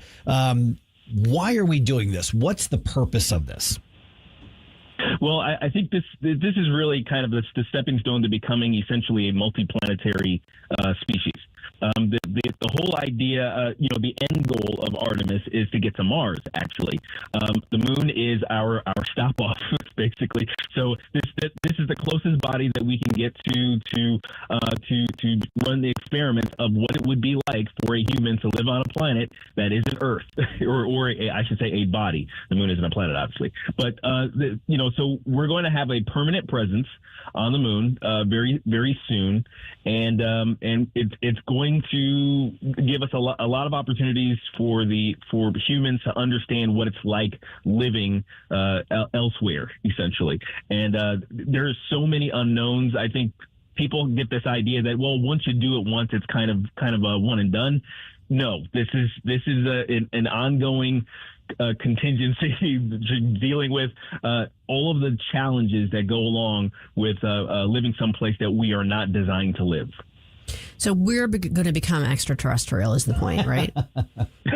Yeah, we're going to be the aliens. No, I mean, well, one of the goals, I think one of Elon Musk's goals, that he stated many times is that in order for us to advance as a species, we do need to become multiplanetary. So the concept of humans being born on Mars and literally being Martian is part of that whole deal. And some of them will probably be Elon's children. So, Gabe, we touched on this a little bit, but Red State, by the way, has had quite a bit of coverage of the Artemis launch, and I was very stoked about it. In fact, wrote about it in my Morning Minute yesterday, because I was in diapers when Neil Armstrong walked on the moon, so obviously don't remember it. And then the Apollo missions ended when I was, in nursery school. So this is, the first time we're really seriously doing this in 50 years. And I'm thinking about the difference between the technology.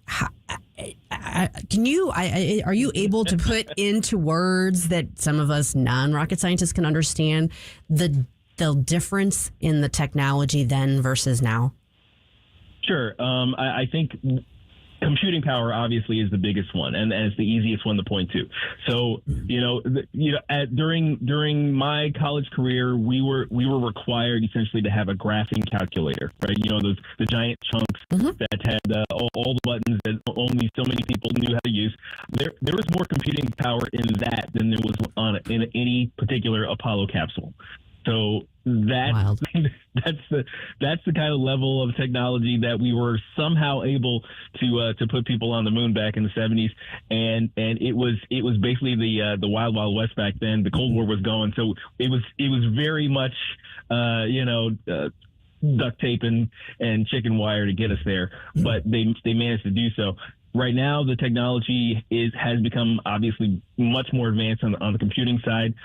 In terms of materials, we've actually changed the types of materials we use. A lot more composites in the way we're trying to lighten up the loads. That's one of the keys is making it cheaper to get to leave the planet. So weight is a big deal, and we've been able to have lighter and stronger materials. And then, of course, the rocket technology itself, having more efficient systems and things like that, also a means by which to make it cheaper. You know the voice. That's obviously Gabe Phifer, our resident aerospace nerd. And we all know that I don't mean that as an insult. That's what you say, Gabe. Yes, of course. Yes, precisely. That is self-proclaimed. Okay, so let's talk about obviously the what's in it for us kind of situation. We've referenced the exploration aspect of it, getting to Mars. Why is it that we should want to do that? Is it just to show that we can? Is there a scientific benefit? Is there a health benefit? Is there some kind of materialistic benefit that we can look to down the road for generations beyond? Because it's not something probably we're going to see in our lifetime. But what is it we're laying the foundation for by doing this? And what are they looking at on the moon? I mean, what is the ground laying, sort of foundational purpose of this trip? You mentioned a number of areas where there are potential benefits. Just like, is it this? Is it this? The answer is yes, all of the above. The getting there, just the technology required to do the things that we've done just now has I think moved along certain technologies that are definitely going to benefit air travel. They're going to benefit us in terms of materials, in terms of vehicles, making them lighter and stronger. The computing technology that I keep talking about Elon like I'm his bro, but he's kind of an incredible guy. And one of the things that he's done with his various companies is he's kind of synergized a lot of these things. The computing technology you're seeing in things like XAI and the Optimus robot he's trying to develop, and the self-driving capabilities of the Tesla, all of those things are kind of related. And he's showing right now the terrestrial applications of things that he can use to get us to Mars. So in a lot of ways, he's kind of showing us, this is the benefit of doing this. The other aspect of it is the health benefits, and I think people don't give that as much attention as it probably deserves as well. Showing what the human body does in microgravity first, in terms of being in orbit and things like that, and of course in the lesser gravity of the moon, could benefit us in understanding how the body works. What affects the way, what physical factors affect the way we perform as humans, and all of those things are going to be to our benefit. And real quick question came in on Rumble from Scooter. Gabe said, and I think you actually mentioned something to this effect a second ago, is the plan to launch our Mars mission, is it the plan to launch our Mars mission from the moon as opposed to from Earth? I think that's what he's asking. I can't speak specifically to the Mars portion. I think they're still in planning phases on that, but there are several ideas. One of them being using the moon as a refueling station, so that you don't have to carry all of the fuel from Earth to get all the way to Mars. You go from Earth, refuel at the moon, and then continue on.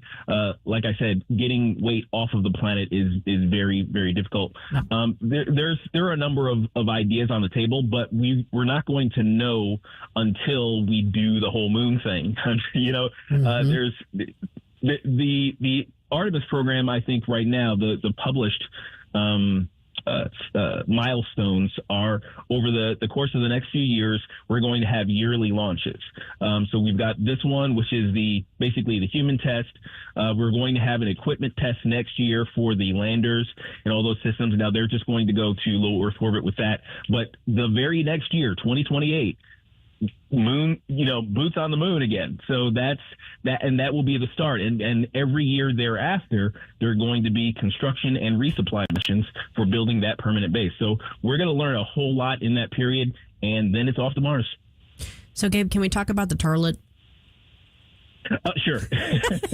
I don't know if folks know, but in the proverbial Houston, we have a problem. Not long after things were launched, there became an issue on the ship there with the toilet, but it seems like they may have gotten it remedied. But what can you tell us about that?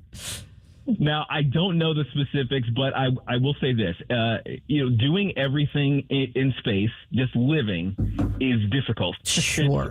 Every little thing that we take for granted, it's like, oh yeah, I'm just going to walk over to the toilet and evacuate. Yeah. Well, the thing is, when you're not under gravity, when you're in microgravity, the toilet has to work very, very specifically. Otherwise, the toilet has to come to you everywhere. Yes. The toilet has to come to you.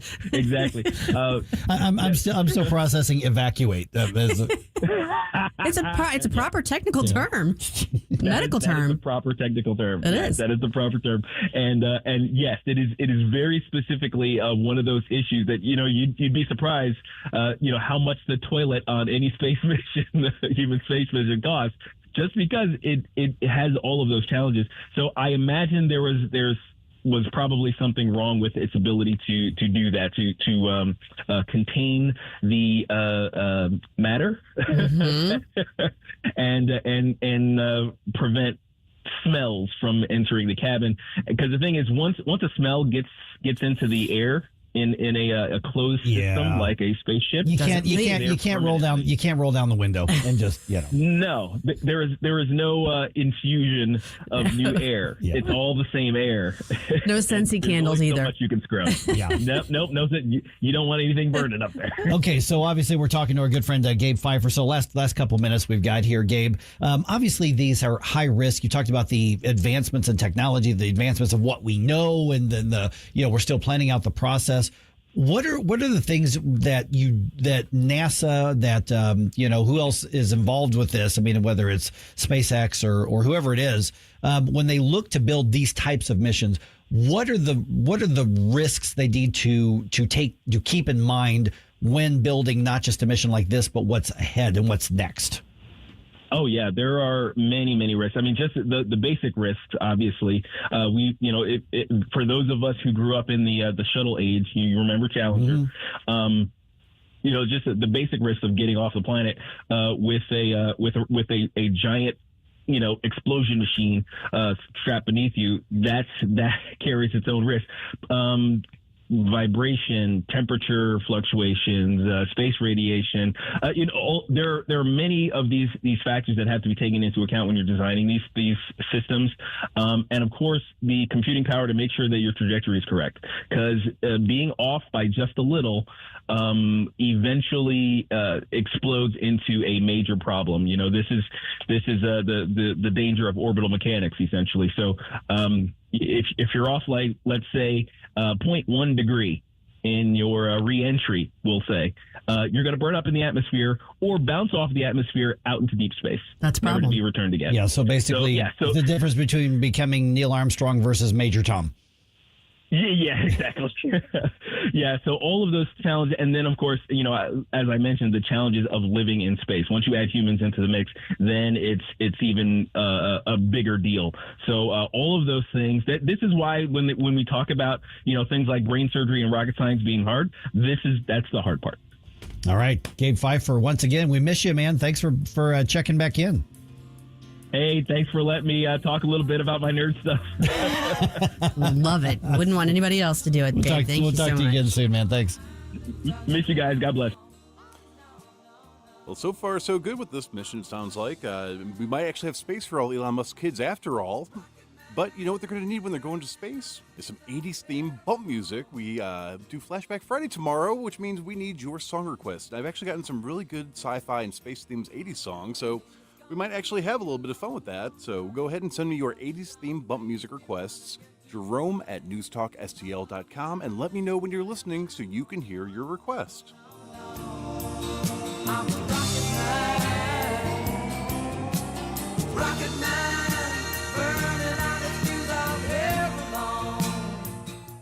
Let me talk about the evolution of how I used to treat my body. When it came to eating in particular, I used to think, I'm heavy, I need to lose some weight. And so what I'd do is I'd go to the grocery store and I'd buy the frozen, pre-prepared microwave meals that said healthy something. I'm like, well, it says healthy. It says low fat, so there must be good. Well, then I figured out, wait a minute, I actually need to be preparing my own food instead of the preservative-laden food. So I would go buy the stuff in the cans and put it in a cooker. Okay, well, that was better, but not great. And then I decided I'd start getting actually healthy. And fast forward to today, I'm only eating very clean foods. And let me tell you what my body's done. My body doesn't want the bad stuff anymore. And my body fat has gone way down. And I'm 54 years old. And athletically, I feel like I'm in my mid-30s. A lot of that has to do with my friends at Nutrition Stop. Mike Ferguson here for Nutrition Stop, nutritionstop.com. Matter of fact, today, right after the show, once I'm done with my stuff after the show, I'm going out to Nutrition Stop because I got to restock on my proteins. And you can go get that from, the supermarket, I guess, if you want, or you can go get it at Walmart, or you can go get it at one of the specialty stores out there. And there's some stuff that's okay, but it's not natural ingredients. Look at what you're putting into your body. You wouldn't put junk into your car because it would run your car into the ground. Your car would break down. Same thing with our body. You shouldn't be putting junk into your body because your body is eventually going to break down. Since I've started working with Nutrition Stop, my body feels better. I have less inflammation. I get sick less. I have fewer headaches. I sleep better. And it's because of their expertise in the all-natural products. Matter of fact, if you bring a friend on Saturday, tell them, say, I heard about your promotion. I brought a friend to check you out for the first time. They're going to give both of you 20% off your supplements, and your body care products. So check them out, nutritionstop.com on Mexico, right there on Mexico Road, just off Cave Springs and I-70. And if you're out and about today, I'll be there midday today buying my own stuff. So see you there. Jamie Allman here, tossing and turning over retirement worries. You're not alone. 3 out of 4 Americans share your concern about having enough saved. But here's the thing. A comfortable retirement isn't out of reach, even if you're planning for 30 or 40 years ahead. Every day, Jeff Portman from the Gemini Wealth Group helps people avoid the critical mistakes that can derail their retirement. Build your path to financial confidence. Visit GeminiWealthGroup.com or call Jeff directly at 314-888-0123. Securities and advisory services offered through LPL Financial, a registered investment advisor. Member FINRA, SIPC. I was elected in 2023 to bring common sense and conservatism back to the classroom. Despite my hard work, there's still much to do. Hi, my name is Jane Pushkar, and I'm running for the Francis Howell School Board. I can continue the hard work of fiscal responsibility, parental rights, and returning to research-based curriculum and resources. It's a tall order, but after successfully removing many pornographic books, I've proven that parental rights are never to be ignored. Your vote is critical this year, so please vote for the top 3 conservative candidates on the ballot. Paid for by Citizens for Jane Pushkar. Ron Pushkar, Treasurer. This holiday season, bring the taste of Italy into your home. At Di Gregorio's, we've been helping St. Louis families celebrate around the table for over 50 years. From imported wines, olive oils, and cheeses to gourmet pastas, sauces, and specialty holiday favorites like panettone and torrone. Our Italian gift baskets make the season easy and unforgettable. You'll find everything you need to make the holidays special. Experience a little bit of Italy right here in St. Louis. Di Gregorio's Italian Market. Visit us at digregoriofoods.com. The Vic Porcelli Show. Well, Passover is underway. And happy Passover to you if it applies. So we'll see how our friend Karen Cataline is celebrating Passover Thursday at 9 a.m. Weekday mornings at 9 on News Talk STL.